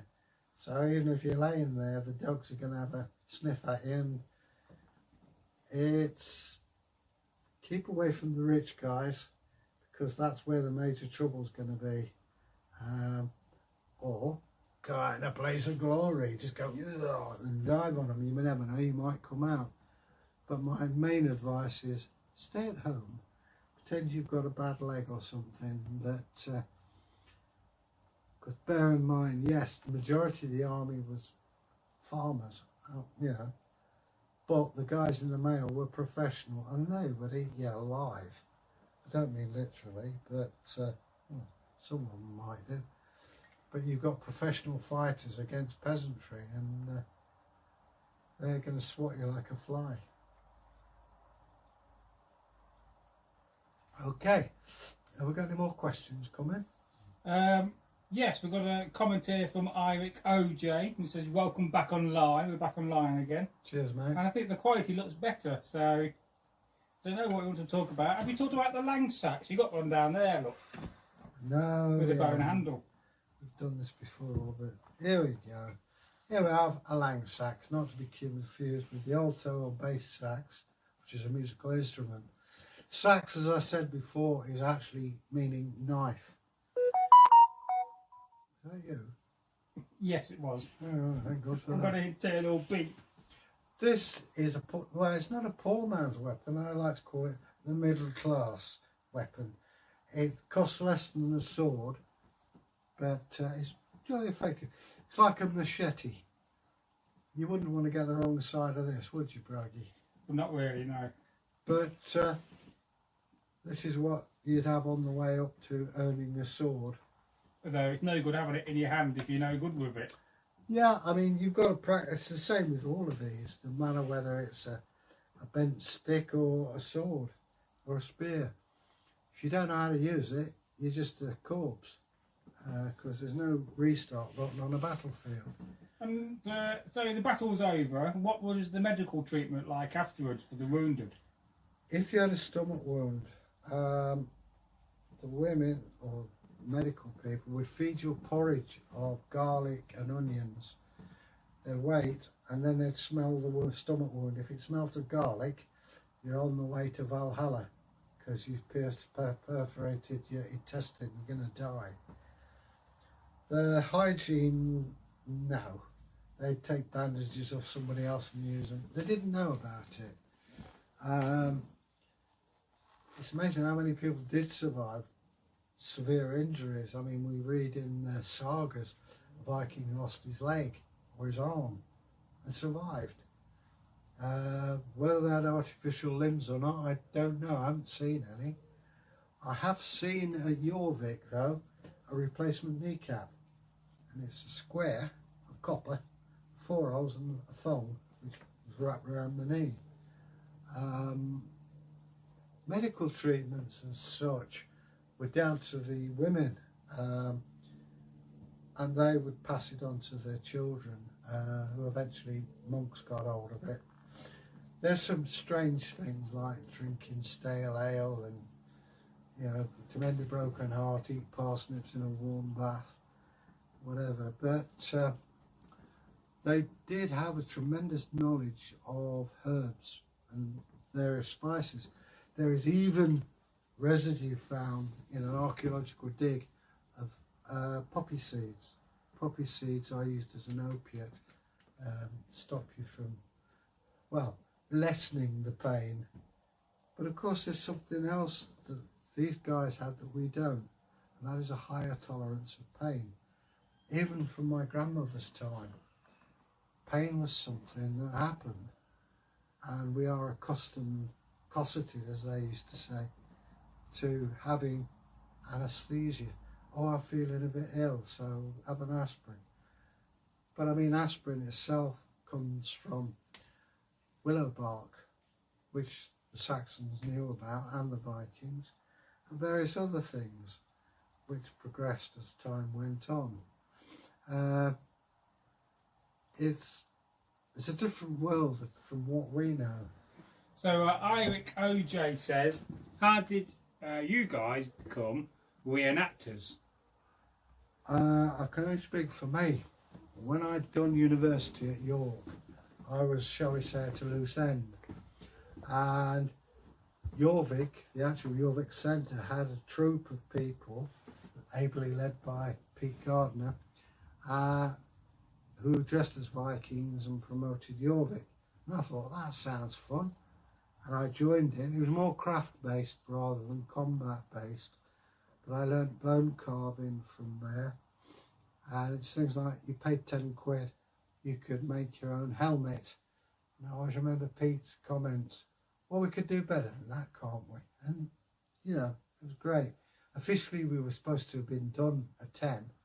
But we, at 10 o'clock, went to the pub, wait till the pub's closed, and then come back. We were in this unit till 2 or 3 in the morning.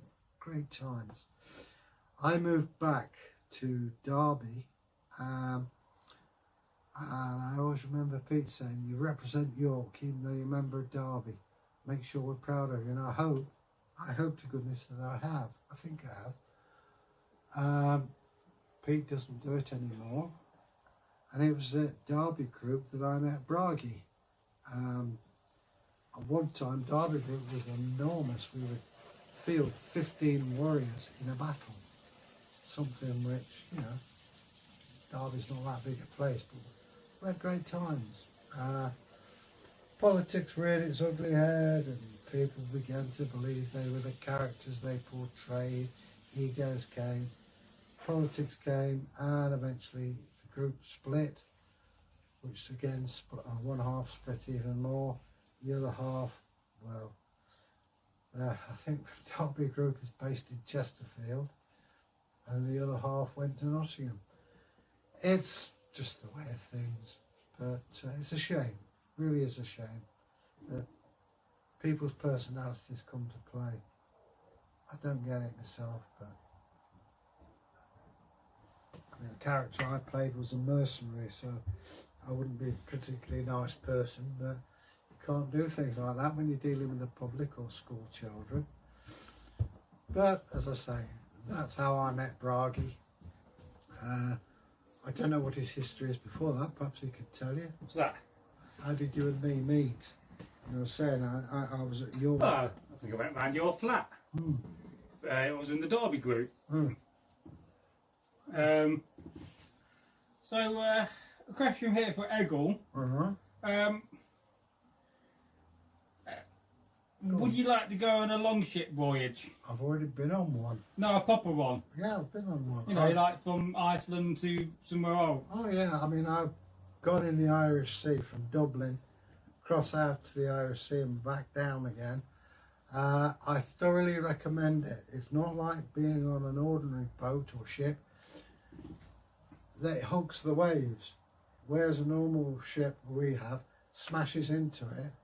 It's remarkably smooth. And it was really funny because I was rowing. We were doing a film for Largs Visitor Centre. We had to row. And I'm going, I thought I'd be seasick on this. Turn around. The guy next to me is throwing his rocks up. The guy who was supposed to be playing the hero, as soon as his foot touched the ship, before we even left harbour, I'll tell you exactly what he said was, oh my goodness, I feel ill. Oh my goodness, I feel... And he was green. And I'm doing the Bee Gees stuff, standing up in the front. What, night fever? Yeah, it was great. You know, the wind blowing in the hair now. It was brilliant. What was you doing, staying alive? Well, I did. That's more you can say for poor old you-know-who. What's the one they did? Boogie Woogie? This is something, nothing related to Vikings. The Bee Gees have a phenomenal record of songwriting. Well, yes. Now, I've got another comment here on that intrepid point about the Bee Gees. As never would you thought in your lifetime would you hear about the Bee Gees on this channel. But there you go. But I do like the Bee Gees myself. I've actually got some on my phone. They're amazing. But Eric OJ says, would you want to sail like the Vikings and go, you know, like raiding, I guess?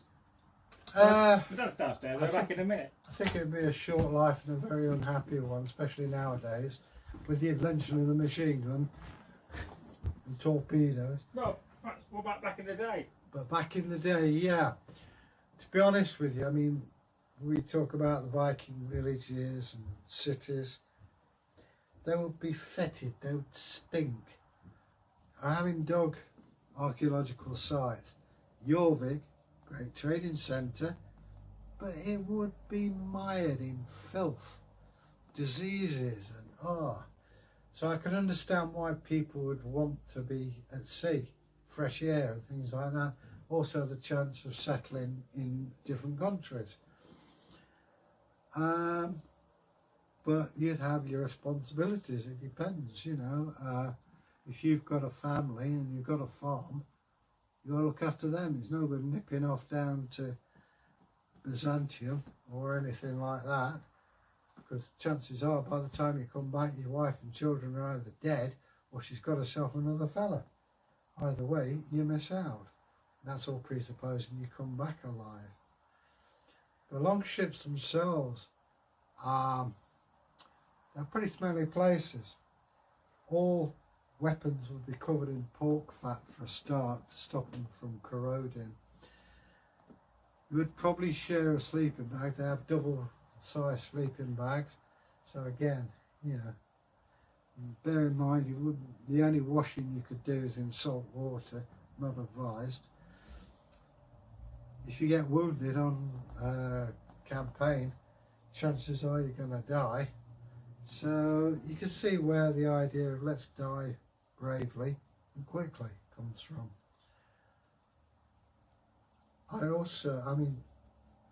The image of a Viking raid is these long serpent-like ships.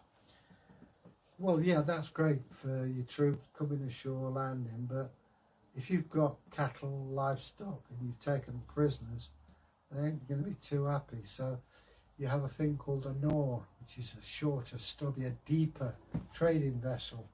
Stick them in that and away you go. As it is, you'd have to kill the livestock because you can't have cattle booting the side of the ship because you'll sink.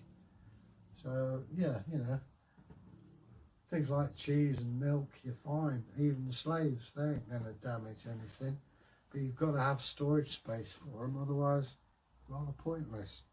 So all in all, it's a romantic time. It's great to look back on, but would you want to be alive then? I don't know. Yes, this age has got its problems, but they're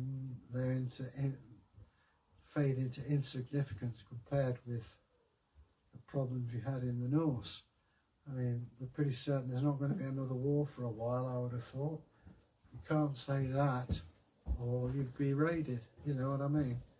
You could be sitting there minding your own business. And also, I like my tobacco and I like my telly. There's none of that in the Viking Age.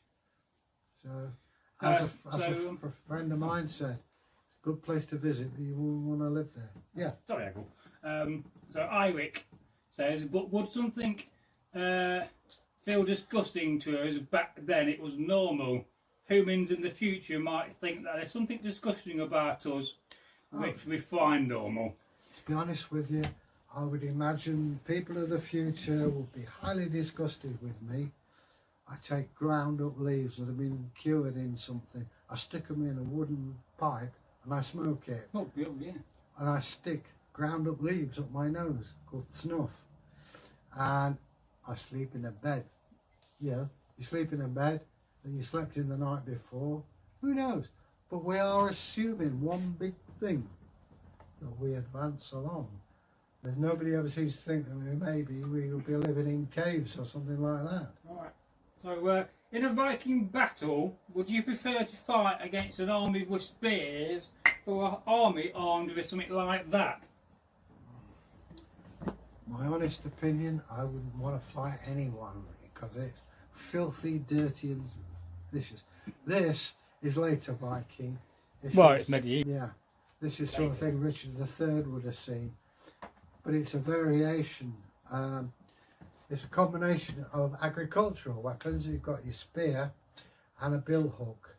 The bill hook was the common man's weapon. They would use them in battle, but this could hook people off horses or you could stab them.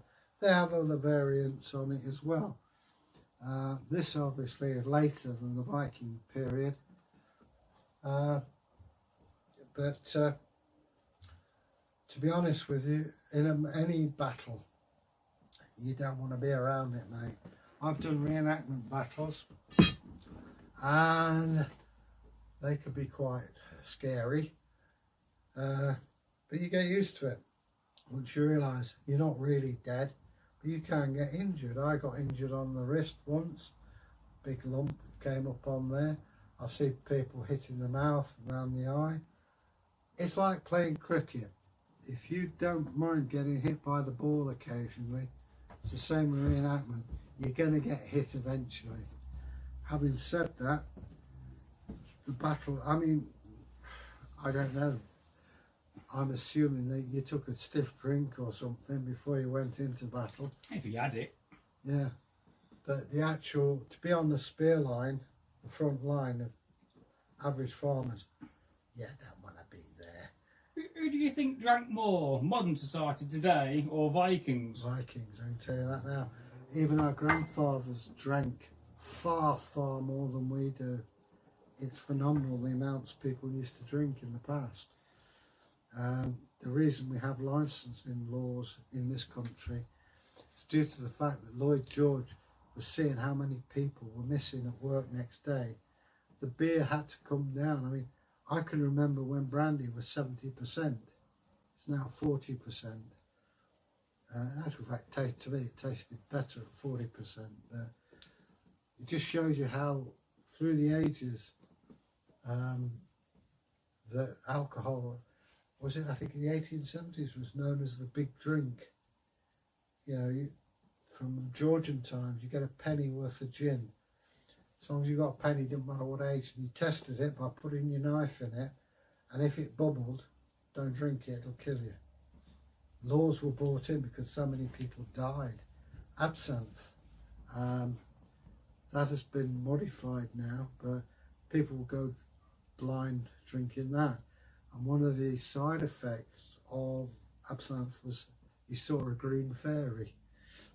It's a green, and you know, there is absinthe. Now this is why you get Pernod and Ricard, because these are safer versions of absinthe. Well, now instead of using wood alcohol, I think they use something else. But you pour your stuff through a sugar cube like a tea strainer. The artists use it. Toulouse-Lautrec was well known for it. But drink through the ages, it's a weird thing. A lot of it is that water and milk were polluted, so majority of Viking beer, Saxon beer, was only about 2%, because otherwise you'd be smashed out your brain all day. But they still made powerful drinks, and people got used to drinking. It's like in the 18th century when you were harvesting, it was traditional that part of your wages was cider. Now this isn't your fizzy in a bottle stuff. This stuff would knock you flat. I've had scrumpy, and believe you and me, it's good. So, have we got any more? Yeah, what are those wooden things up by your side? These are what Bragi has done. Oh, have I? Yeah. These are sticks with runes on them. Subscribe. Belon.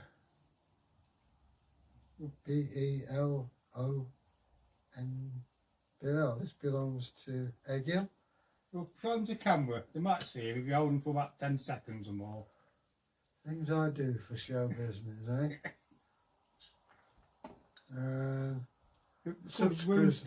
Subscribe. I don't know if you can see it because there's a big they're coming up clear. I think the screen quality is much better of this stream. Who'd have thought it?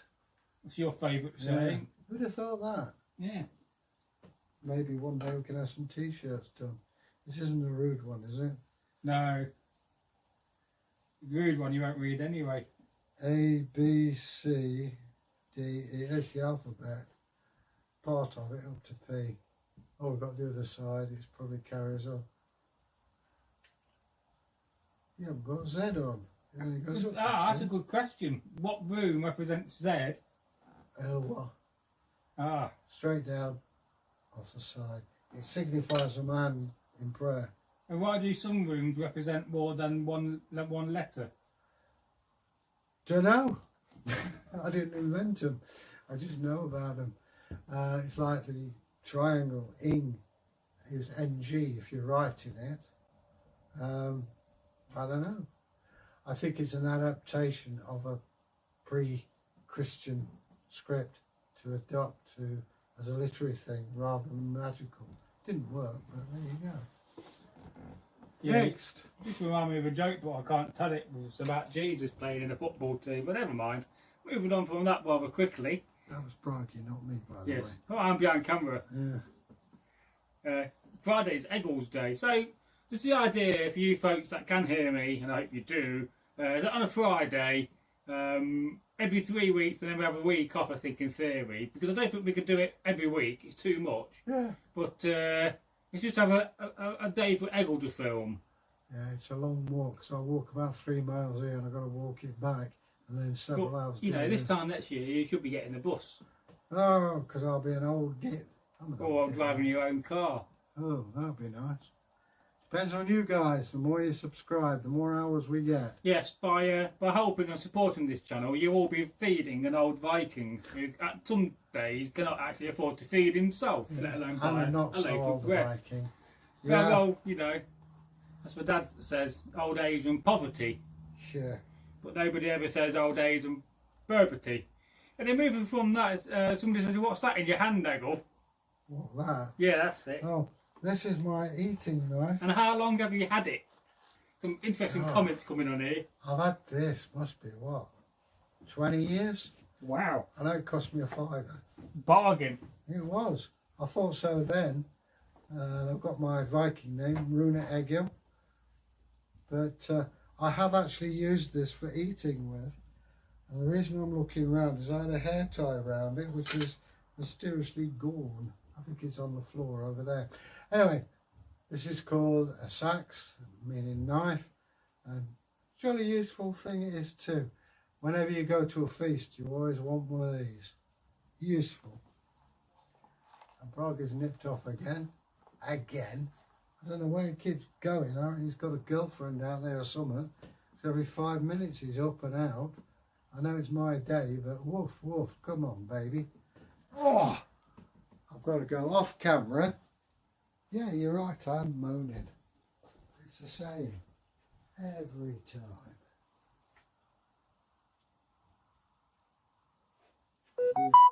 Oh, I don't know what that is and I don't care. I'm getting to the point where I'm tired and I want to go home.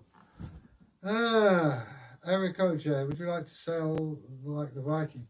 I've sailed out in Dublin Bay and that was fantastic. I really enjoyed that. But would you... yeah, I mean, our ideas on health would be very different from the Vikings. Even in, like, we wash every day, or hopefully we do. The Vikings would bathe once a week, whether they needed it or not. Saxons wouldn't wash at all. So, poo-wee. The idea of our waste, we have plumbing that takes our bodily functions away. The Vikings would dig a pit and there's a plank with a hole in it, and your lavatory paper would be moss. And an interesting thing we found, somebody played a joke on somebody because we found sphagnum moss which have got stinging nettles in and coprolific material. I think you know what I'm talking about, stuff that comes out your bottom. So somebody wiped the backside with this and got stinging nettles right where the sun don't shine. But their dealing with it would be different. And also,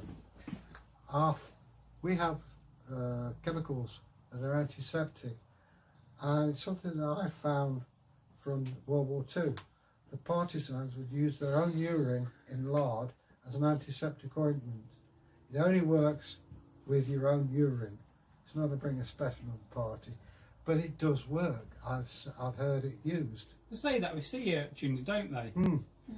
Yeah, if you jellyfish and things, if they sting you, I don't know whether. Will you drink it? Let's see, why not? Well, you've heard people talk about the elixir of life. Yes. Some people say, and I'm not willing to try this, is that your urine is the elixir of life. It's not a thing I fancy doing. Yes, you remember the back in the black t-shirt. Oh yes, we do have an audience here watching this, as we are very popular in the area, but of course they're all very shy. Right, Bob. Now, losing track of what I'm about to say, apparently now on the channel we now have 1,606 subs. Oh, jolly good. I think, or is it 1,596 subs? I forget now. But we've got more subs than we had earlier anyway. Well, jolly good. Thanks, everybody. But, tell a friend and subscribe. Yeah, subscribe if you're new or old. You can watch me spill coffee down my shirt. Well, you know, did you reckon Viking drank coffee? Had they ever got that far east? Or was coffee around? No, yes, it was actually. If you think of the Byzantine Empire. Yes. I think the earliest recorded use of coffee is 6,000 years ago. So it's conceivable they may have drunk it. There's no evidence to say they did, there's no evidence to say they didn't, but it was around. It was the sort of drink, as I say, it's been 6,000 years, so that's well within the encompass of the Vikings. Well, yes, you're a man in black. Yes, hello, I'm Bob. Would you like to go to Turkey one day? Yeah, love to. They do the most excellent food. Hey, there's a Turkish restaurant in Derby. I went to the one in Leicester, and it's run by a guy who ran that. Oh, man, the food is ace, and their coffee. You like coffee? You go to Turkey, man. It's fantastic. It's a great family atmosphere, and, you know, you got mum and dad and the children, they're laughing. There's no alcohol served because it's Muslim. That's no big problem. But their coffee, oh, fantastic. And I had a great time. There was me, my mate Pete and Rob.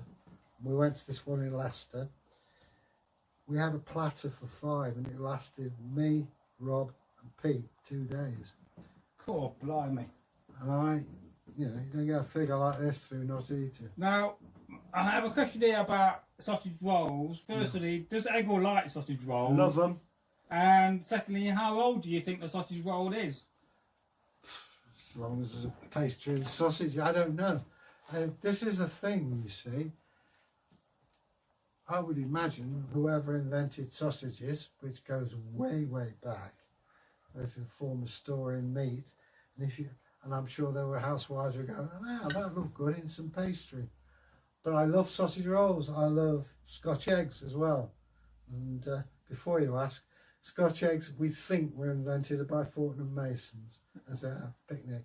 I had one the other week and it had bacon bits in the outside. Oh, yeah, I love Scotch eggs.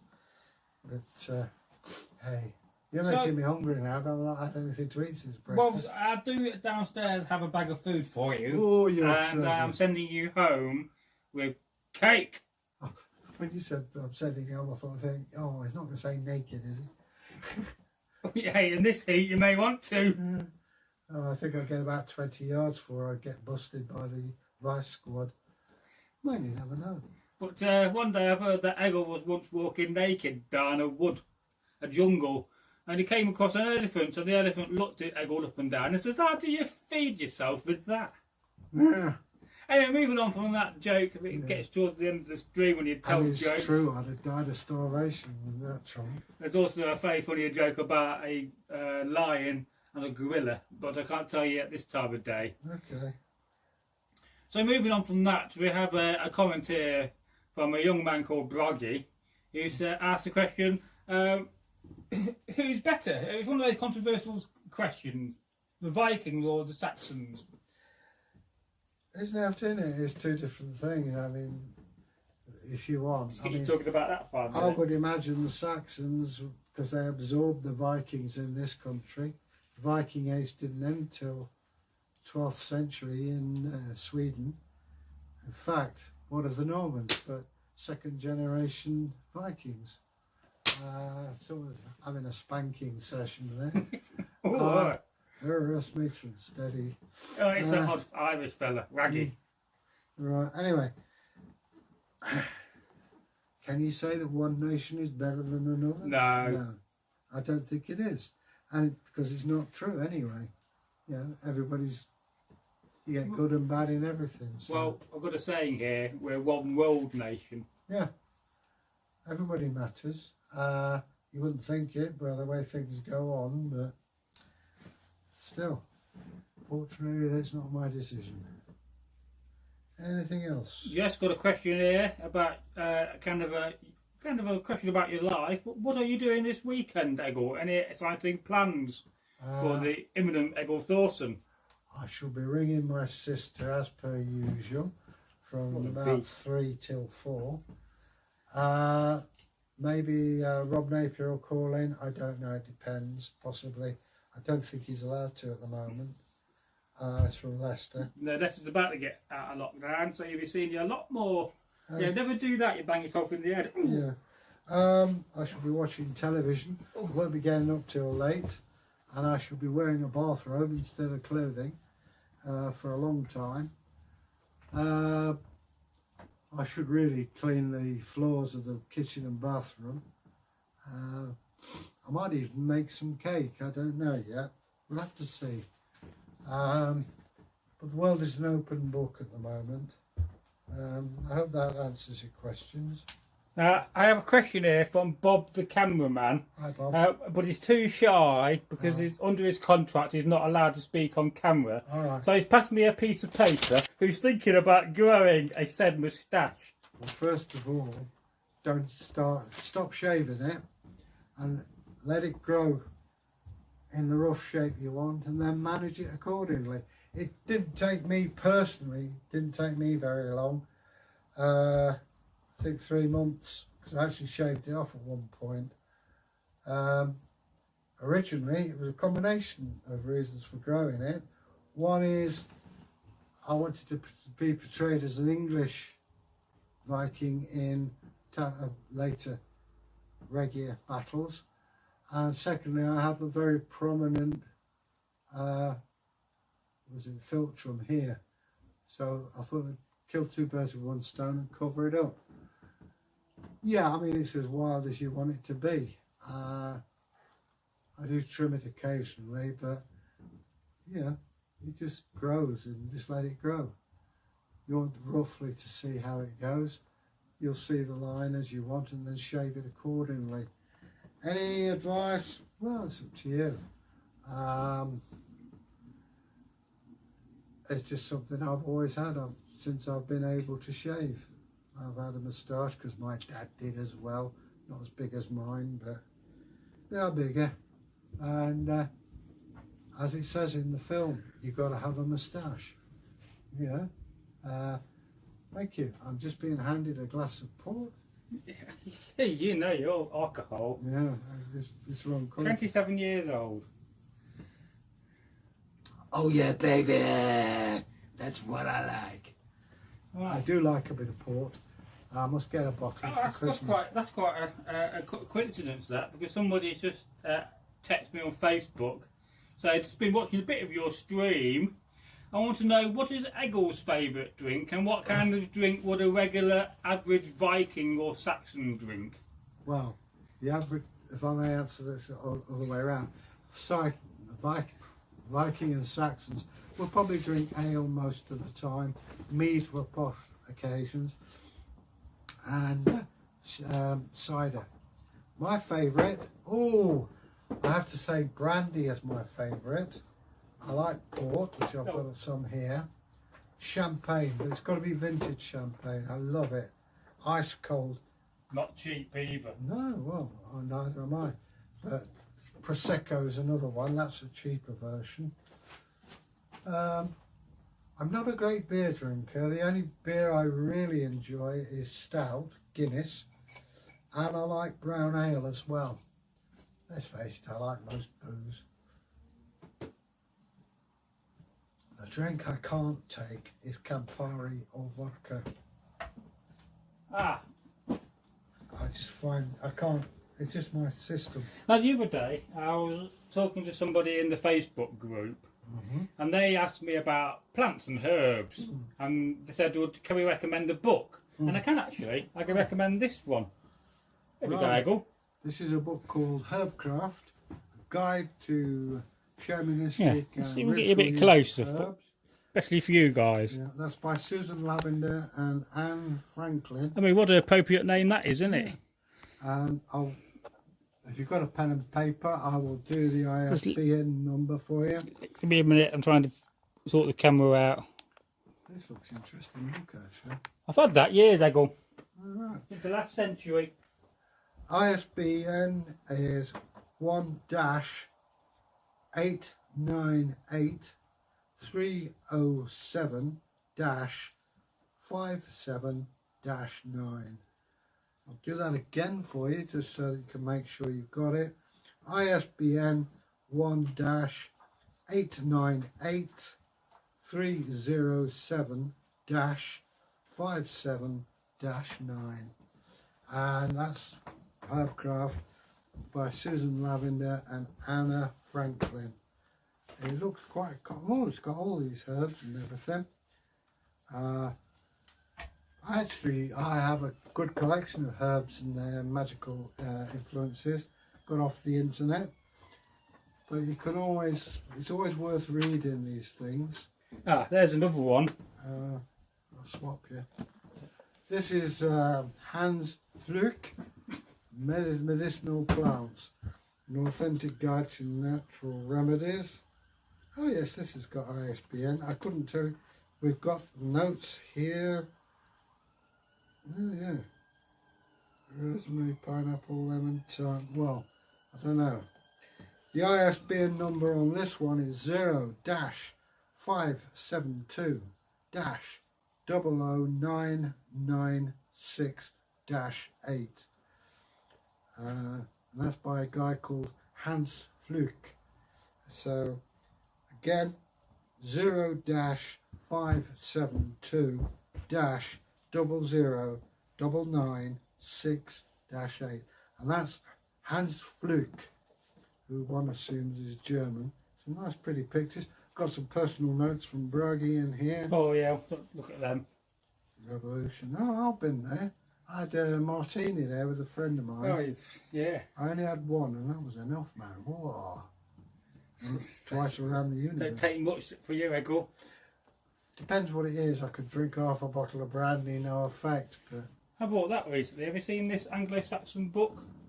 no, A Brief History of the Anglo-Saxons by Jeff Hindley.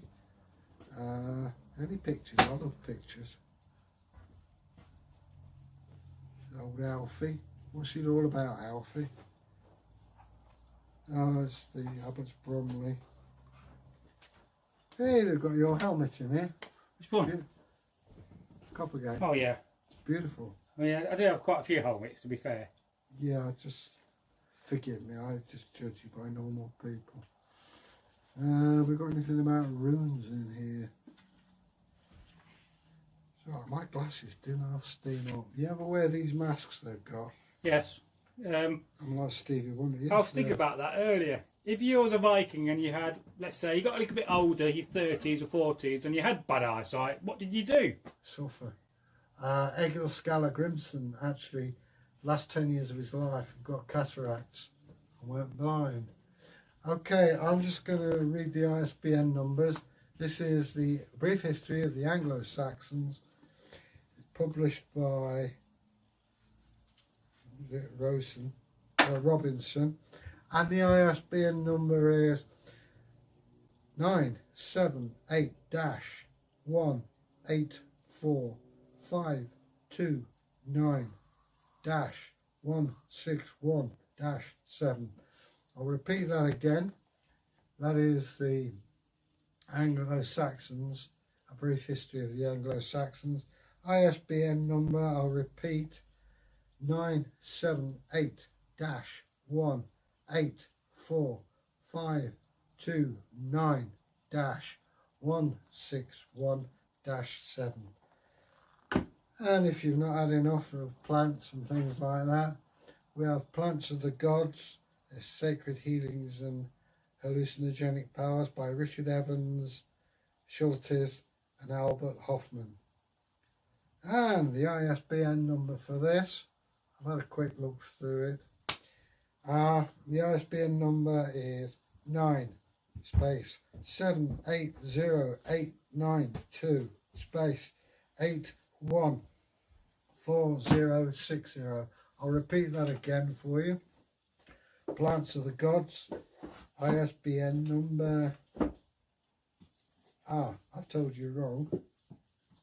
I've got two ISBN numbers on this. Well, sometimes they can do. Well, I'll give you the first number that I gave you. It might be paperback and hardback.